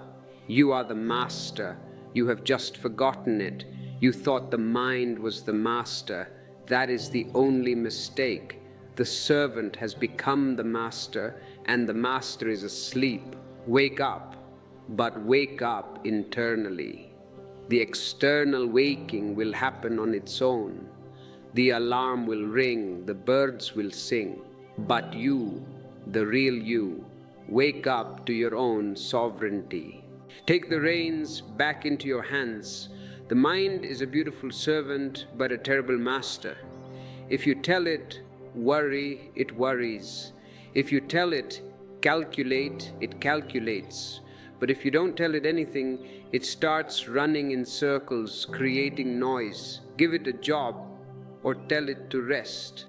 In meditation, we tell the mind, sit down and be quiet. And when you are the master, it obeys. So let this sleep you are in, or this relaxation you are practicing, be the training camp for your mastery. You are learning to be the master of your own attention. You are withdrawing it from the world and bringing it home. And when you send it back out, you send it with intention. You send it with love. Imagine your day not as a battlefield, but as a garden. You are going out to plant seeds of love, of awareness, of joy. Some seeds will fall on rocks, that is okay. Some will fall on thorns, that is okay. But some will fall on fertile ground. Do not worry about the harvest, just enjoy the sowing. The sowing itself is the joy. And if you feel that we are sowing good seeds here, help us spread them. Share this video. It is a digital seed. You never know who needs it. You never know who is lying awake right now, praying for a voice of peace. You can be the bridge. Now bring your attention back to the breath. The breath is the thread that ties the night and the day together. It never stops. It is the river that flows through all states, waking, dreaming, sleeping. Watch the breath. Is it different now than when we started? It should be softer, deeper, more silent. This is the breath of the Buddha, the breath of a person who has nowhere to go and nothing to achieve. Enjoy this breath. It is life caressing you from the inside. And as you feel this caress, know that you are never alone. The whole existence is breathing with you. The trees are breathing with you. The stars are breathing with you. You are part of a vast breathing organism. You are safe. You are held. You are home. Let this feeling sink into your bones. Let it become your marrow. And when you rise, rise as a king, rise as a queen. Not in the sense of power over others, but in the sense of power over yourself. Dignity, grace. Walk gently upon the earth. The earth is sacred. Every step is a kiss to the earth. If you walk with this awareness, your life will become a dance. You will not drag your feet, you will glide. And people will ask you, what is your secret? Why are you so happy? Why are you so calm? And you will smile and you will say, I have learned how to sleep and I have learned how to wake up. That is the only secret, to be fully asleep when you sleep and fully awake when you are awake. Most people are half asleep when they are awake and half awake when they sleep. They are a mess. Be total. When you sleep, just sleep. Don't plan, don't worry. Just be a dead man. And when you wake, be fully alive. Be a flame. This totality is what I call holiness. To be whole is to be holy. So embrace the coming day, but do not rush towards it. Let it come to you. You stay in your center. Let the world revolve around you. You are the unmoving center of the wheel. The wheel moves. Morning comes, noon comes, evening comes. Childhood comes, youth comes, old age comes. Success comes, failure comes. You watch, you remain. You are the witness. Witness the silence now. It is getting deeper, it is solidifying. Build your house on this rock of witnessing, and no storm can blow it down. But remember, a rock is tested by the waves. It is easy to be silent when you're alone in your room, when the door is locked and the incense is burning. That is the kindergarten of meditation. The real university is the marketplace. The real test is when the world rushes in, when the noise returns, when the demands of life start pulling at your sleeve. Do not fear this test. The storm is not there to destroy your silence. It is there to deepen it. A silence that is fragile, that breaks because a dog barked or a child cried, is not true silence.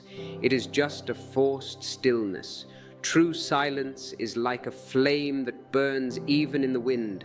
The wind may blow, the flame may flicker, but it does not go out. In fact, the wind makes the flame dance. When you go out into the day, carry this dancing flame with you. You will meet people who are unconscious. They are sleepwalking. They will be angry. They will be greedy. They will be jealous. Do not judge them. They are victims of their own unconsciousness.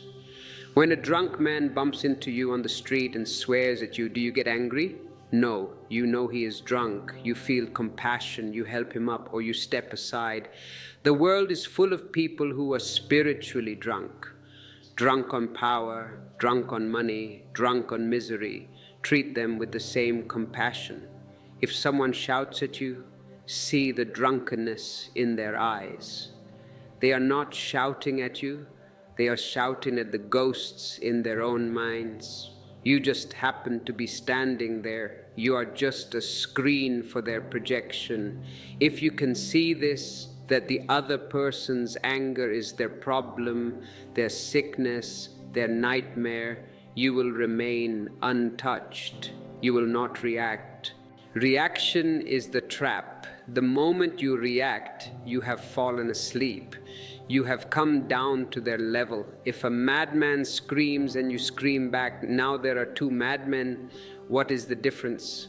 The difference is only that you think you are sane, but your reaction proves otherwise. Response is different. Response comes from awareness. When you respond, you do not act out of a mechanical habit. You act out of the moment. Perhaps you smile, perhaps you remain silent, perhaps you speak a firm word but without anger. The response is unpredictable, the reaction is predictable. Be unpredictable, the machine is always predictable, the conscious man is never predictable. This is freedom. When you live this way, relationships change. Relationships are the biggest mirror. You cannot see your own face without a mirror. You cannot see your own ego without a relationship. The other person reflects your anger, your possessiveness, your fear. Instead of trying to change the mirror, which is what everyone is doing, trying to change the wife, change the husband, change the friend, change the face. If the mirror shows an ugly face, do not break the mirror. Wash your face. Use every irritation as a bell of mindfulness. When you feel irritation rising, stop. Do not look at the person who triggered it. Look at the energy of irritation inside you. Watch it rise. It is like a wave of heat. It starts in the belly, moves to the chest, comes to the throat. If you can just watch it for 3 seconds without acting on it, it will change. Energy is always changing. Anger, when watched, turns into compassion. It is the same energy, just refined. Lust, when watched, turns into love. Greed, when watched, turns into sharing. You are the alchemist. Your awareness is the fire. You can transform baser metals into gold. This is the true magic, not flying through the air or walking on water, but walking through the fire of anger without getting burned. If this alchemy calls to you, if you want to support this laboratory of consciousness we are building together, you can offer a super thanks. It is a way of adding fuel to the fire of transformation, ensuring that these tools remain available to all seekers. Now, understand something about the nature of the doer. The world tells you, you are the doer. You must achieve. You must conquer. But in the state of witnessing, you realize that things are happening through you, not by you. When you speak, are you really the one constructing the sentences, or are the words flowing from a deeper source? When you have a great idea, did you create it, or did you receive it? All great poets, scientists, and musicians know this secret. They are just hollow bamboos. The song comes from the universe. The more you step aside, the better the song. When the ego steps in and says, I did this, the flow stops, the magic is lost. Then it becomes a struggle. Today, try this experiment. Be a vehicle. When you are working, imagine that the divine is working through your hands. When you are walking, imagine that existence is walking through your legs. When you are loving, imagine that love itself is flowing through your heart. This removes the burden of performance. If God is the doer, then God is responsible for the result. Success or failure, it is His business, not yours. You are free. You can just play. This is what Krishna teaches Arjuna in the Gita. Action is thy duty, reward is not thy concern. Do the act with total involvement, but drop the concern for the result. When you drop the concern for the result, the anxiety disappears. And paradoxically, when anxiety disappears, the action becomes perfect.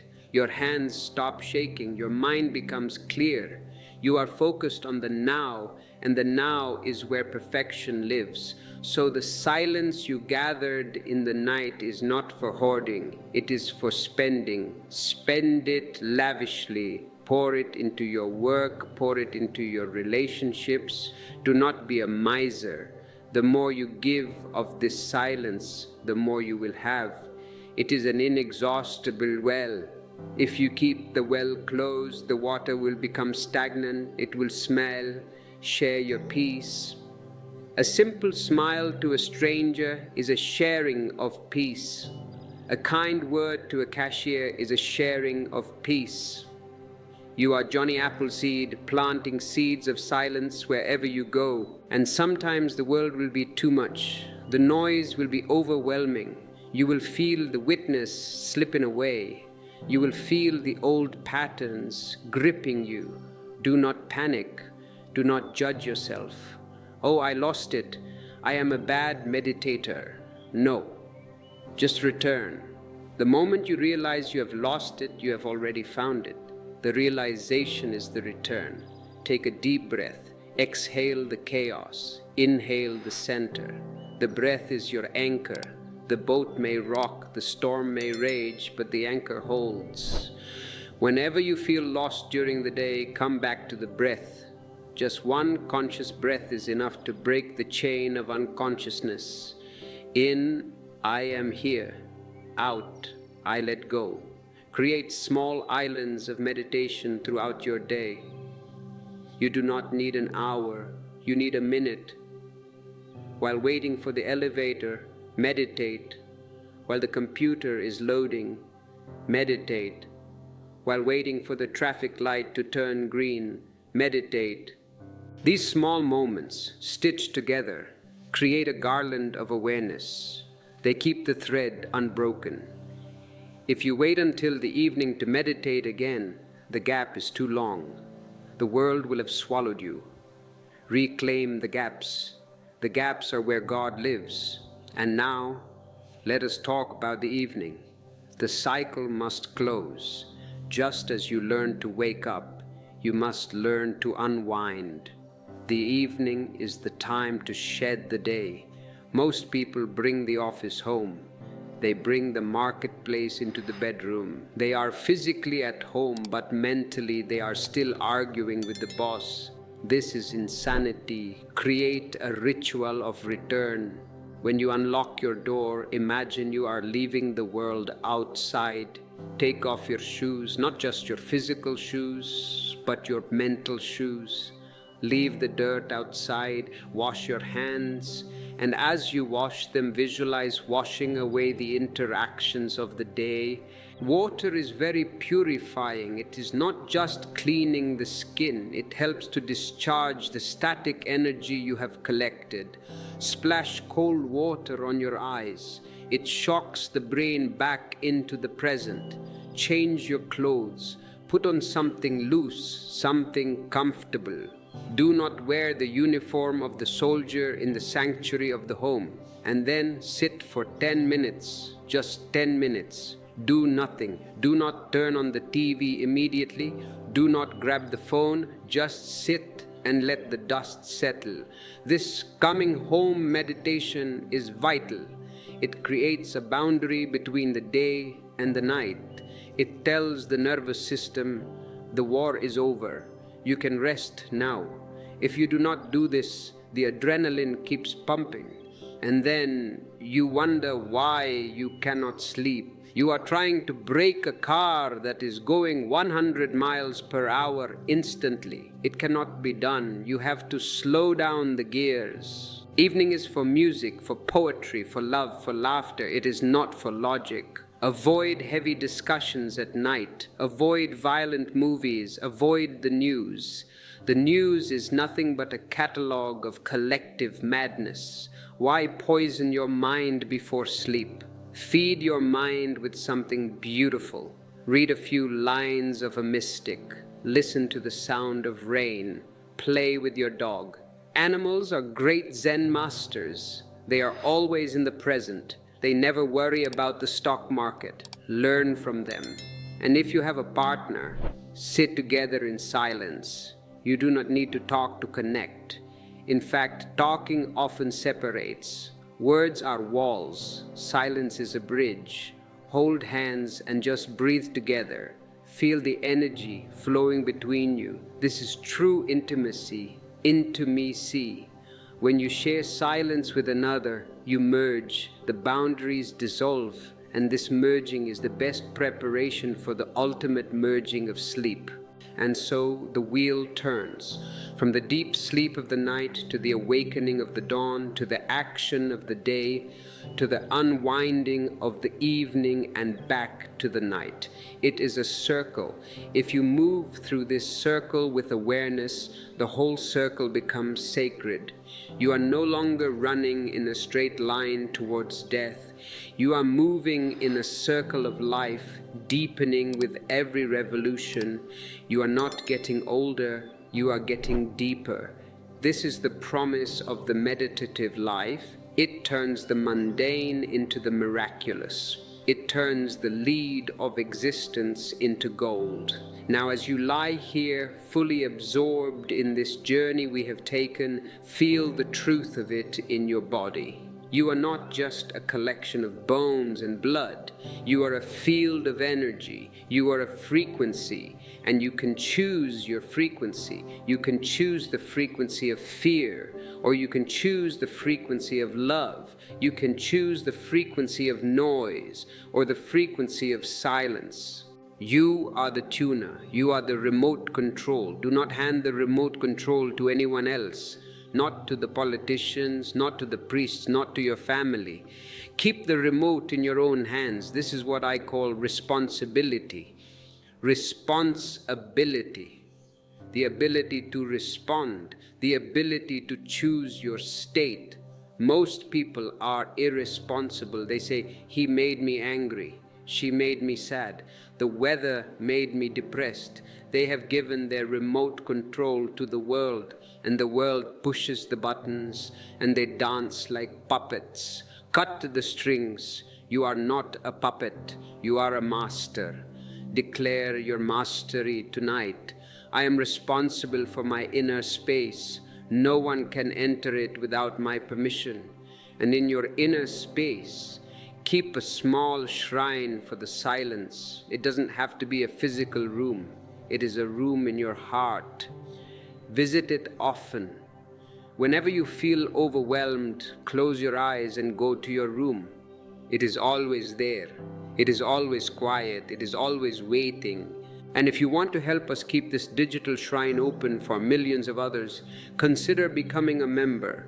By joining, you are not just supporting a channel, you are supporting a movement of global stillness. Click the join button and become a pillar of this temple. Now let the words fade again. We have spoken enough about the day.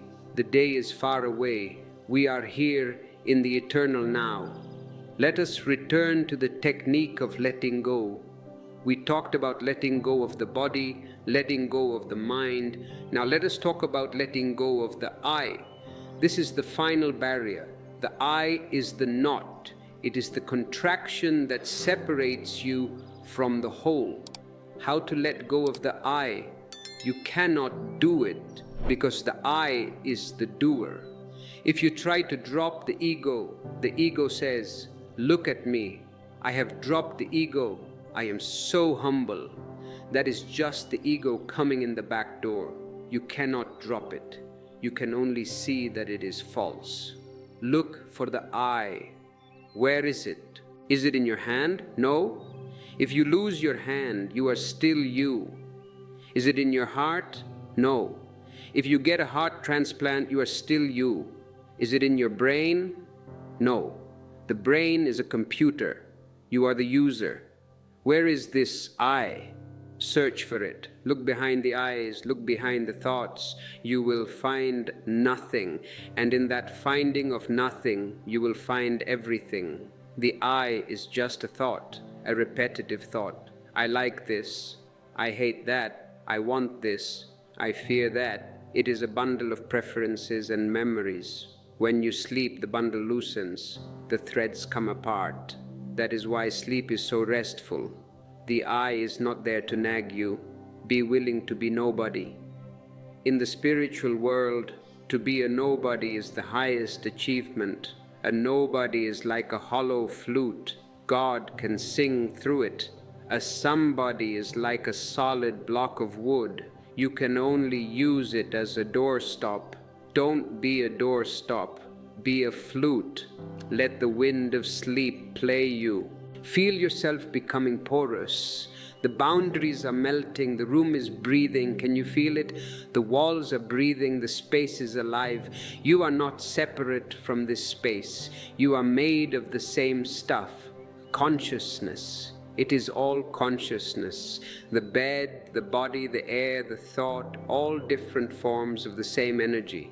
Like ice, water, and steam, different forms, same substance. Melt, turn from ice into water, turn from water into steam, evaporate, disappear into the atmosphere. There is no fear in disappearing. It is a returning.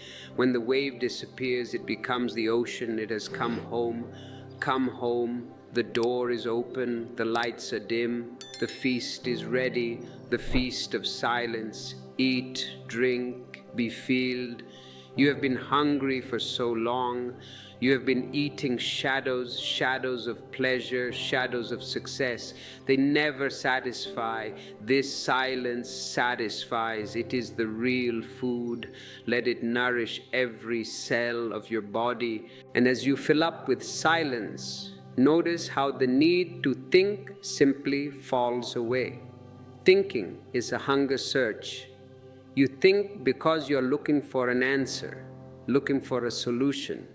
When you have the solution, which is silence, you stop searching, you stop thinking. The mind comes to a halt, not by force, but by fulfillment. It is like a car running out of gas.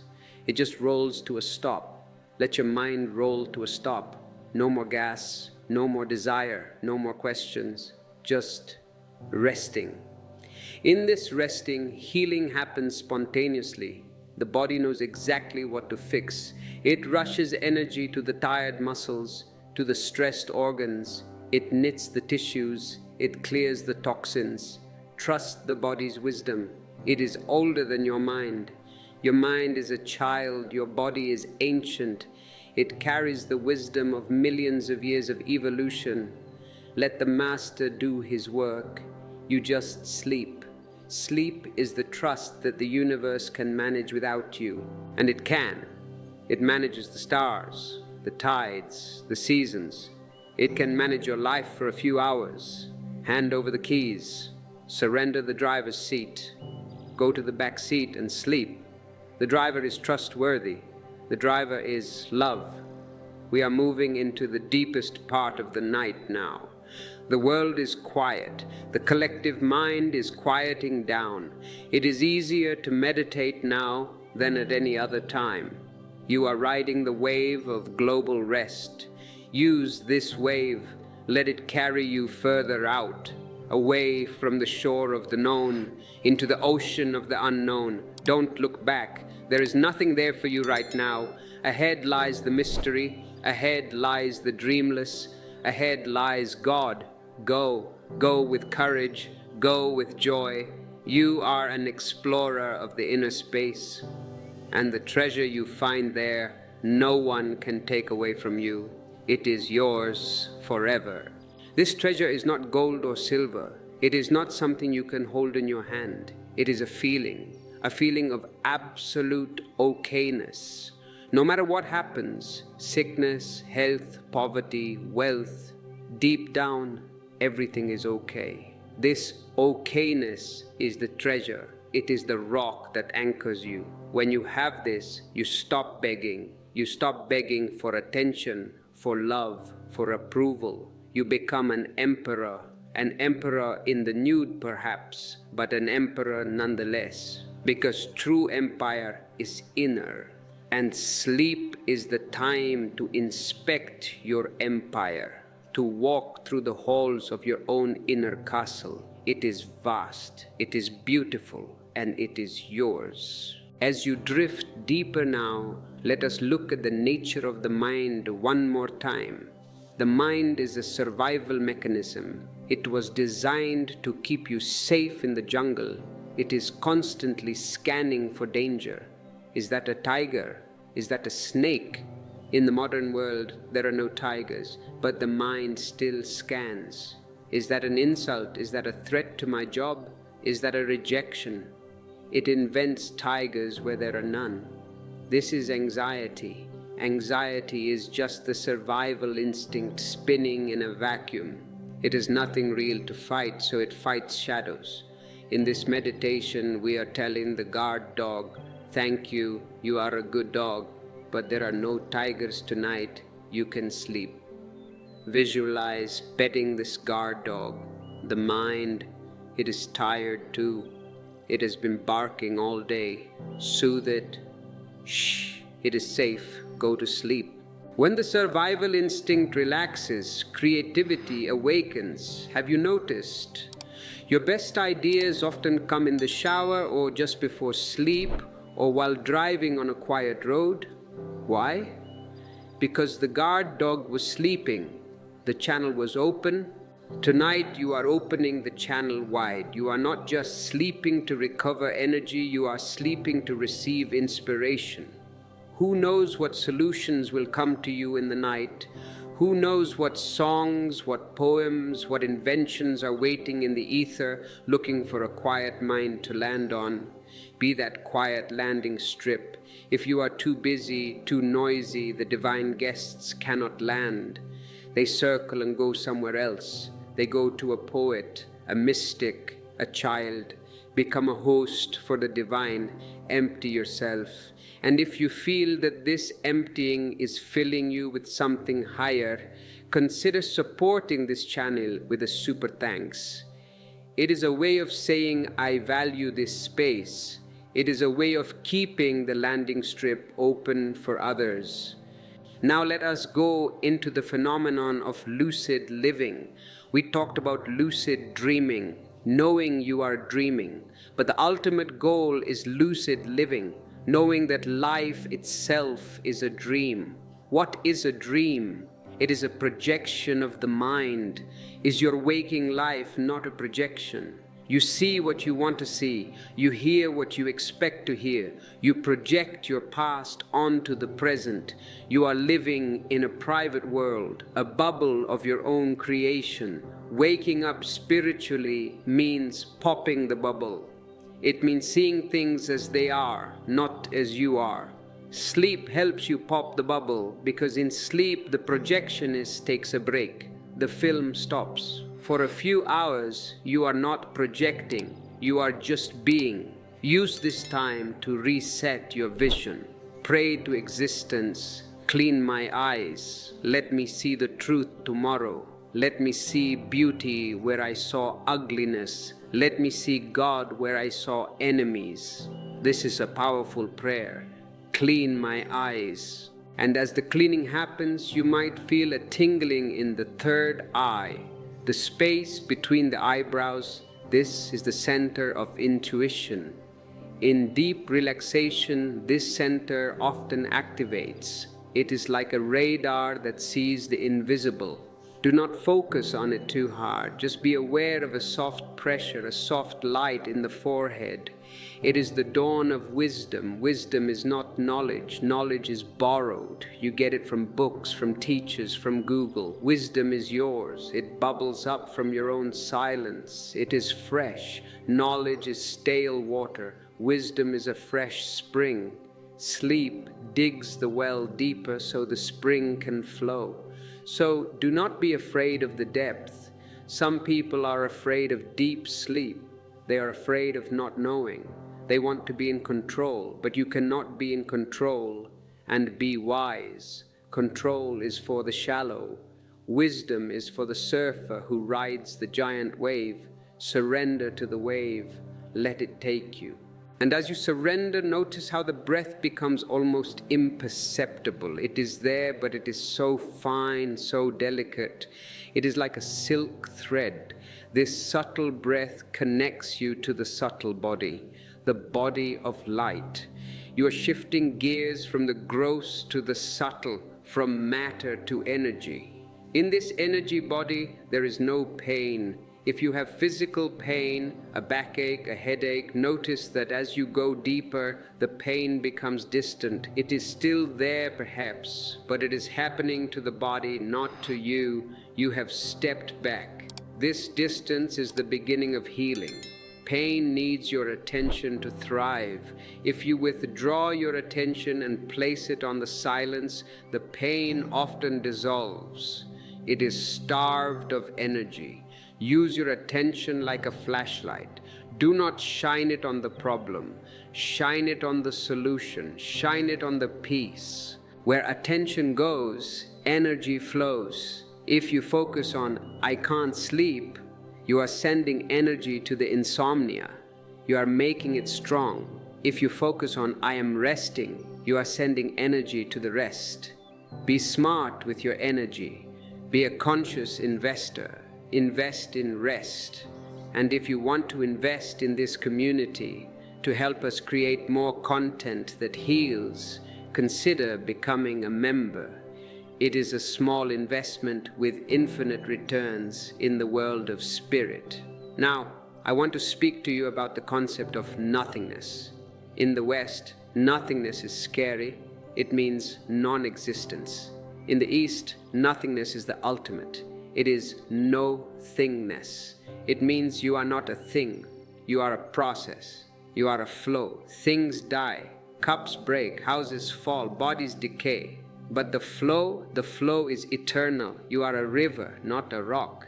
Tonight, meditate on yourself as a river, moving, changing, flowing towards the ocean.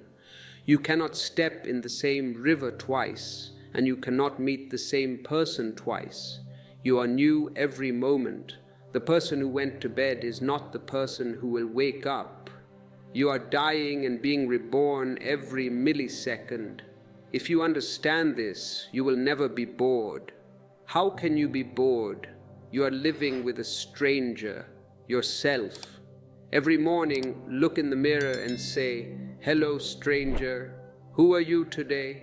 This keeps life fresh. This keeps relationships fresh. Do not look at your husband with yesterday's eyes. That is looking at a memory, not a living being. Look at him now. Who is he now? Sleep washes away the memory so you can see the newness. Let the washing continue. It is a gentle rain, washing the dust from the leaves of your soul. You are becoming green again, fresh again. And in this freshness, you find innocence. Jesus said, "Unless you become like little children, you cannot enter the kingdom of heaven." What did he mean? He meant innocence. A child does not know. A child wonders. The mind knows. The soul wonders. Be a child of wonder tonight. Wonder at the darkness. Wonder at the breath. Wonder at the fact that you exist at all. It is a miracle. Why is there something rather than nothing? It is a mystery. Live in the mystery. Do not try to solve it. Dance it. Sleep is a dance of the mystery. You close your eyes and you travel to worlds you cannot describe. You meet people who are dead. You fly. You change shape. The rigid laws of physics do not apply. Enjoy this freedom. It is your nightly vacation from reality. And when you wake up, bring a little of that magic with you. Do not become a prisoner of facts immediately. Keep the fiction alive. Keep the poetry alive. A life without poetry is a life without juice. It is dry bones. Add juice to your life. Sing in the shower. Smile at the clouds. Talk to the trees. People might think you're crazy. Good. Let them think. To be sane in an insane world is a form of madness. To be crazy with joy is the only true sanity. Be a happy madman. Osho loves the mad ones, the ones who are drunk on the divine. As you lie here, feel the drunkenness spreading, a sweet intoxication. You don't need wine. Silence is the oldest wine. It has been fermenting for eternity. Drink. Get drunk on peace. And as you get drunk, the rigid structures of the ego begin to wobble. They begin to collapse. Let them fall. It is a controlled demolition. You are building a new temple, a temple without walls, a temple open to the sky. In this temple, the only deity is awareness. The only prayer is gratitude. The only commandment is love. It is a simple religion. It has no scriptures, no priests, no rituals. It only has you and the silence. Be your own priest. Be your own scripture. Read the book of your own heart. Everything is written there. But to read it, you need quiet. You cannot read in a storm. Sleep provides the quiet. So protect your sleep. Defend your right to rest. In a society that worships speed, sleeping is a revolutionary act. You are saying no to the machine. You are saying yes to the human. Be a revolutionary. Sleep deeply. And as you sleep, imagine that your roots are going down into the center of the earth. You are like a great tree. Your branches may be in the wind, but your roots are in the stone. unshakable. Draw strength from the earth. The earth is patient. The earth is generous. It supports the sinner and the saint alike. It does not judge. Be like the earth, supportive, patient, non-judgmental. When you wake up, walk like the earth, solid, grounded. Do not be a leaf blown by every opinion. Be the tree. Opinions come and go. Fashions come and go. Truth remains. You are the truth. Sat Chit Ananda. Truth, consciousness, bliss. Repeat this mantra silently if the mind needs a bone to chew on. Sat Chit Ananda. I am truth. I am consciousness. I am bliss. Not I will be. I am right now. Even in this tired body, even with these confused thoughts, the core is pure bliss. You just have to dig through the layers of rubbish to find it. Meditation is the shovel. Sleep is the time when the digging is easiest because the ground is soft. Dig, go deeper. And if you hit a rock of fear or a rock of anger, do not stop. Dig around it, or better yet, embrace the rock. Love the rock. It will turn into sand. Love is the universal solvent. It dissolves everything. If you have self-hatred, if you judge yourself for not being good enough, pour love on that judgment. I love you, my judge. You're trying to help me, but I don't need you right now. Go to sleep. Be kind to yourself. You are doing the best you can. Everyone is doing the best they can, given their level of consciousness. If you can see this, you will forgive everyone, even the politicians, even the criminals. They are acting out of unconsciousness. They are asleep. Do not be angry at a sleepwalker. Wake yourself up, and then you can help them wake up. But you cannot wake anyone if you are also asleep. So, this sleep tonight is for the sake of awakening. It is a paradox. You sleep to wake up restfully. Charge your battery to 100%. Most people live at 20% charge. They are in low power mode all the time. Dim screens, slow processing. Get to 100%. Then you shine. Then you vibrate. And when you vibrate at a high frequency, you attract high frequency events. You call it luck. It is not luck. It is physics. You get what you are. So be peace, and you will get peace. Be love, and you will get love. It starts now, in the dark, in the silence. Let the transformation happen. It is biological, it is chemical, it is spiritual. You are a laboratory. The experiment is running. Do not touch the test tubes. Do not check the Bunsen burner. Just let it cook. The master alchemist is watching over you. Who is the master alchemist? It is your own higher self, the part of you that never sleeps, the part of you that watches the watcher. Trust him, trust her. It has no gender. It is pure light. You are that light. Tattvam Asi. Thou art that. This is the ultimate teaching of the East. You are not the small body. You are the whole universe pretending to be a person. Why? For the fun of it. For the Leela. Stop taking the drama so seriously. It is a play. You wrote the script, you picked the costume, and now you are crying because the play is sad. Laugh. It is just a play. When you wake up, look in the mirror and laugh. Oh, what a wonderful role I am playing. The role of the struggling human. Bravo. Oscar-winning performance. And then go and make your coffee, but with a twinkle in your eye, with a secret smile. You know the truth. You know it is a game. This knowledge sets you free. You can still play. You can still work. You can still pay taxes, but you are not crushed by it. You are light. Fly. Tonight in your dreams, fly. Leave the gravity of seriousness behind.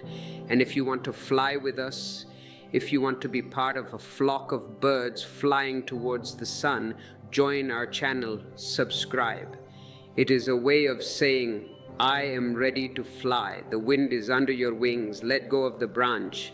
The fear of falling is the only thing holding you back. but there is no ground to hit. The sky goes on forever. You are falling into God, and God has no bottom. Fall into trust, fall into silence, fall into the heart. The heart is the doorway, the head is the wall. Move from the wall to the door. Knock, and it shall be opened. Ask, and it shall be given. Ask for rest, it is given.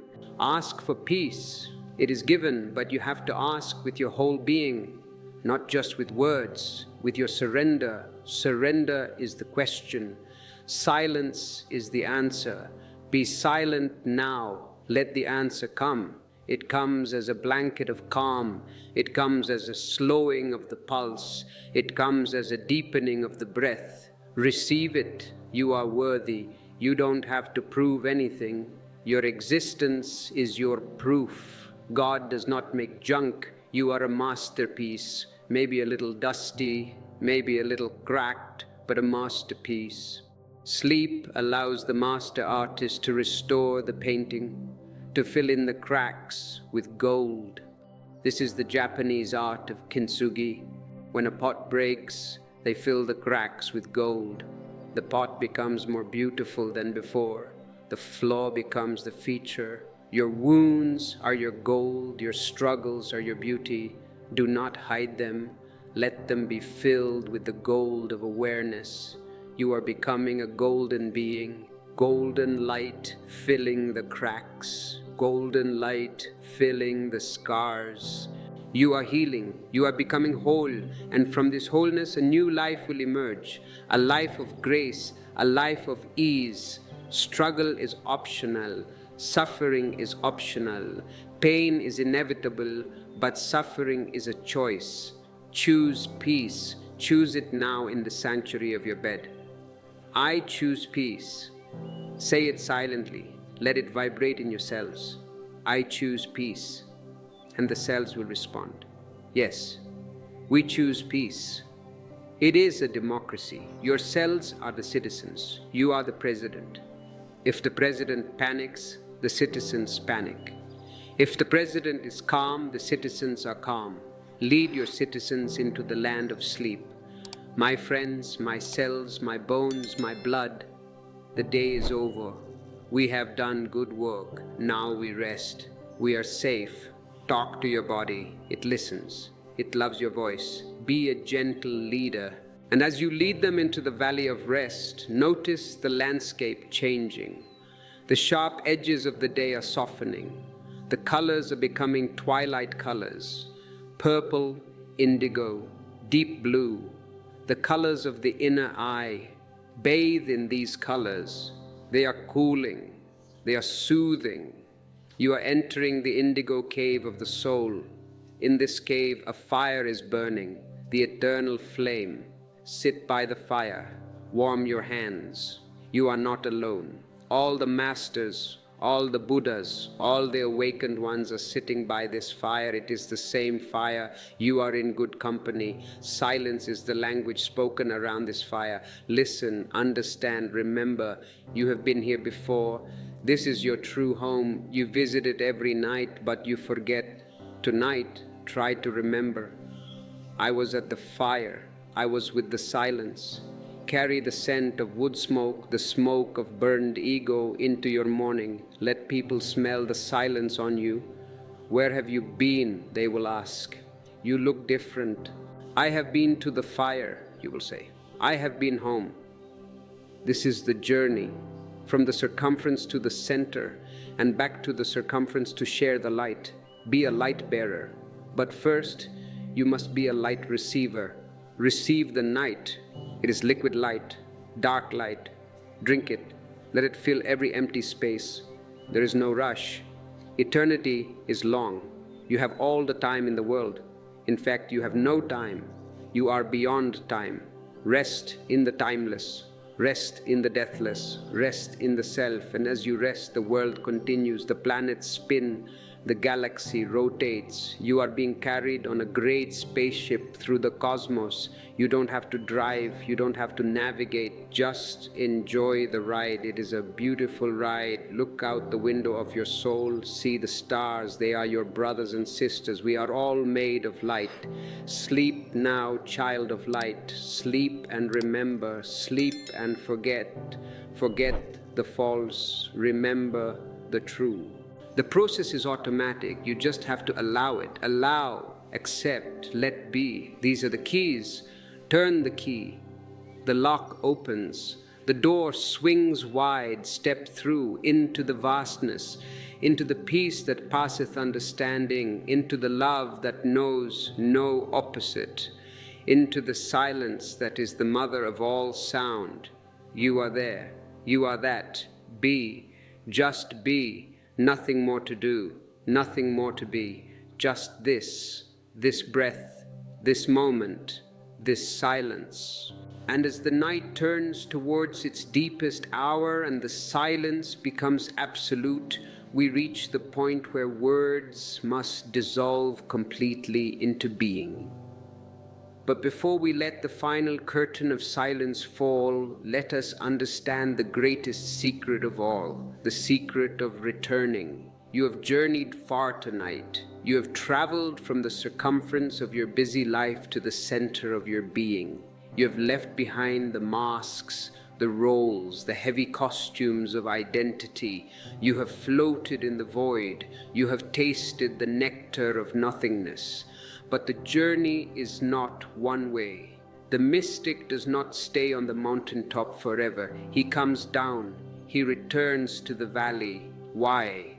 Because the valley is where the love is tested. The valley is where the silence becomes service. Sleep is your nightly visit to the mountaintop, and waking up is your return to the valley. If you understand this, you will stop resenting the morning alarm. You will see it as a call to bring the treasure down from the peaks. Imagine for a moment that you are a diver who has gone deep into the ocean to find a pearl. You have found it. It is glowing in your hand, the pearl of peace. Now, what will you do? Will you stay underwater forever? No, you cannot. You must come up for air. You must surface. But when you surface, you are not the same person who went down. You are now the bearer of the pearl. You walk differently. You speak differently. Your eyes have the depth of the ocean in them. This is my vision for you, that you become a bearer of the pearl in the marketplace. When you wake up tomorrow, or whenever the sleep releases you, do not rush to put on your old personality. It will be waiting there, like a pile of old clothes by the bed. Put me on. Be angry. Be worried. Be ambitious. Look at those clothes. Laugh at them. And then, if you must put them on, wear them loosely. Do not button them up tight. Leave some room for the wind to blow through. This loose fit is what I call playfulness. The serious man wears his ego like a straitjacket. He cannot move. He cannot dance. He cannot breathe. The playful man wears his ego like a loose robe. He can take it off any time. He can dance in it. He can spin. Tomorrow, be playful. If you spill your coffee, do not curse. See it as a painting on the floor. If you miss the bus, do not panic. See it as a chance to watch the clouds for 10 minutes. If someone criticizes you, do not defend. See it as a sound coming from a machine. Turn everything into play. When you play, you are close to God. God is the ultimate player. Look at the world. Is it a serious business project? No, it is a riot of colors, shapes, sounds. It is a divine mess. It is a leela. If God was serious, he would have made only one type of flower, gray, efficient, durable. But he made millions of useless, fragile, beautiful flowers. Why? For the sheer joy of it. Be a flower tomorrow. Be useless. I know the world tells you to be useful. Time is money. produce, achieve. I tell you, usefulness is a very small value. Usefulness is for machines. A hammer is useful, a car is useful, but a rose, what is the use of a rose? You cannot eat it. It does not pull a cart. It just blooms. And in its blooming, it makes the world divine. Be useful on the outside if you must. Do your job, pay your bills, but remain useless on the inside. Remain a rose. Bloom for no reason, smile for no reason, love for no reason. This no reason is the key. If you have a reason, it is business. I love you because you give me money. That is business. I love you because that is business. I love you. Full stop. No reason. That is religion. That is spirituality. Sleep tonight for no reason. Not to be productive tomorrow. Not to be healthy. Just sleep for the sheer delight of disappearing. And as you disappear, know that you are joining a vast communion. All the trees are sleeping. The birds are sleeping. The earth is sleeping. You are breathing in rhythm with the whole planet. Feel this rhythm. It is a slow, giant heartbeat. Thump, thump, thump. Sync your heart with the earth's heart. When you are in sync, healing happens. The separation heals. The wound of the ego heals. And now a final word about the morning after. When you wake up, you will have a choice. Two paths will open before you. Path A is the path of habit. It is the old highway. It is paved, easy, familiar. It leads to the same old anxieties, the same old reactions, the same old boredom. It is the path of the zombie. Path B is the path of awareness. It is a small trail through the jungle. It is fresh. It has dew on the grass. It is unknown. It requires alertness. Choose path B. Even if you only walk on it for 5 minutes, choose it. Walk consciously. Drink consciously. Look consciously. Those 5 minutes will be more real than 50 years on the highway. And if you slip back to the highway, which you will because habits are strong, do not beat yourself up. That is just the ego trying to control you again. Oh, you failed. You are not spiritual. Just laugh. I slipped. Okay, back to the trail. It is a dance. Slip and return. Forget and remember. Sleep and wake. Do not make it a struggle. Make it a game of hide and seek with yourself. And in this game, remember, you have friends. You have this voice, you have this silence we have created together. You can always return here. This video, this recording is a base camp. When the storm gets too loud, come back to base camp. Warm yourself by the fire. And if you want to help keep the fire burning for others, you know what to do. Join us, support us, share the flame. A candle loses nothing by lighting another candle. Be a light. Now the final letting go. Let go of my voice. Let go of the concepts. Meditation, awareness, witness. These are just words. Throw them away. Let go of the desire to sleep. Let go of the desire to wake. Let go of the letting go. There is nothing left now. Only a vast open sky. No clouds, no birds, just sky. You are that sky. Infinite, eternal, unborn, undying, pure silence. The journey is complete, and yet it has just begun. Good night and good morning, and forever simply be.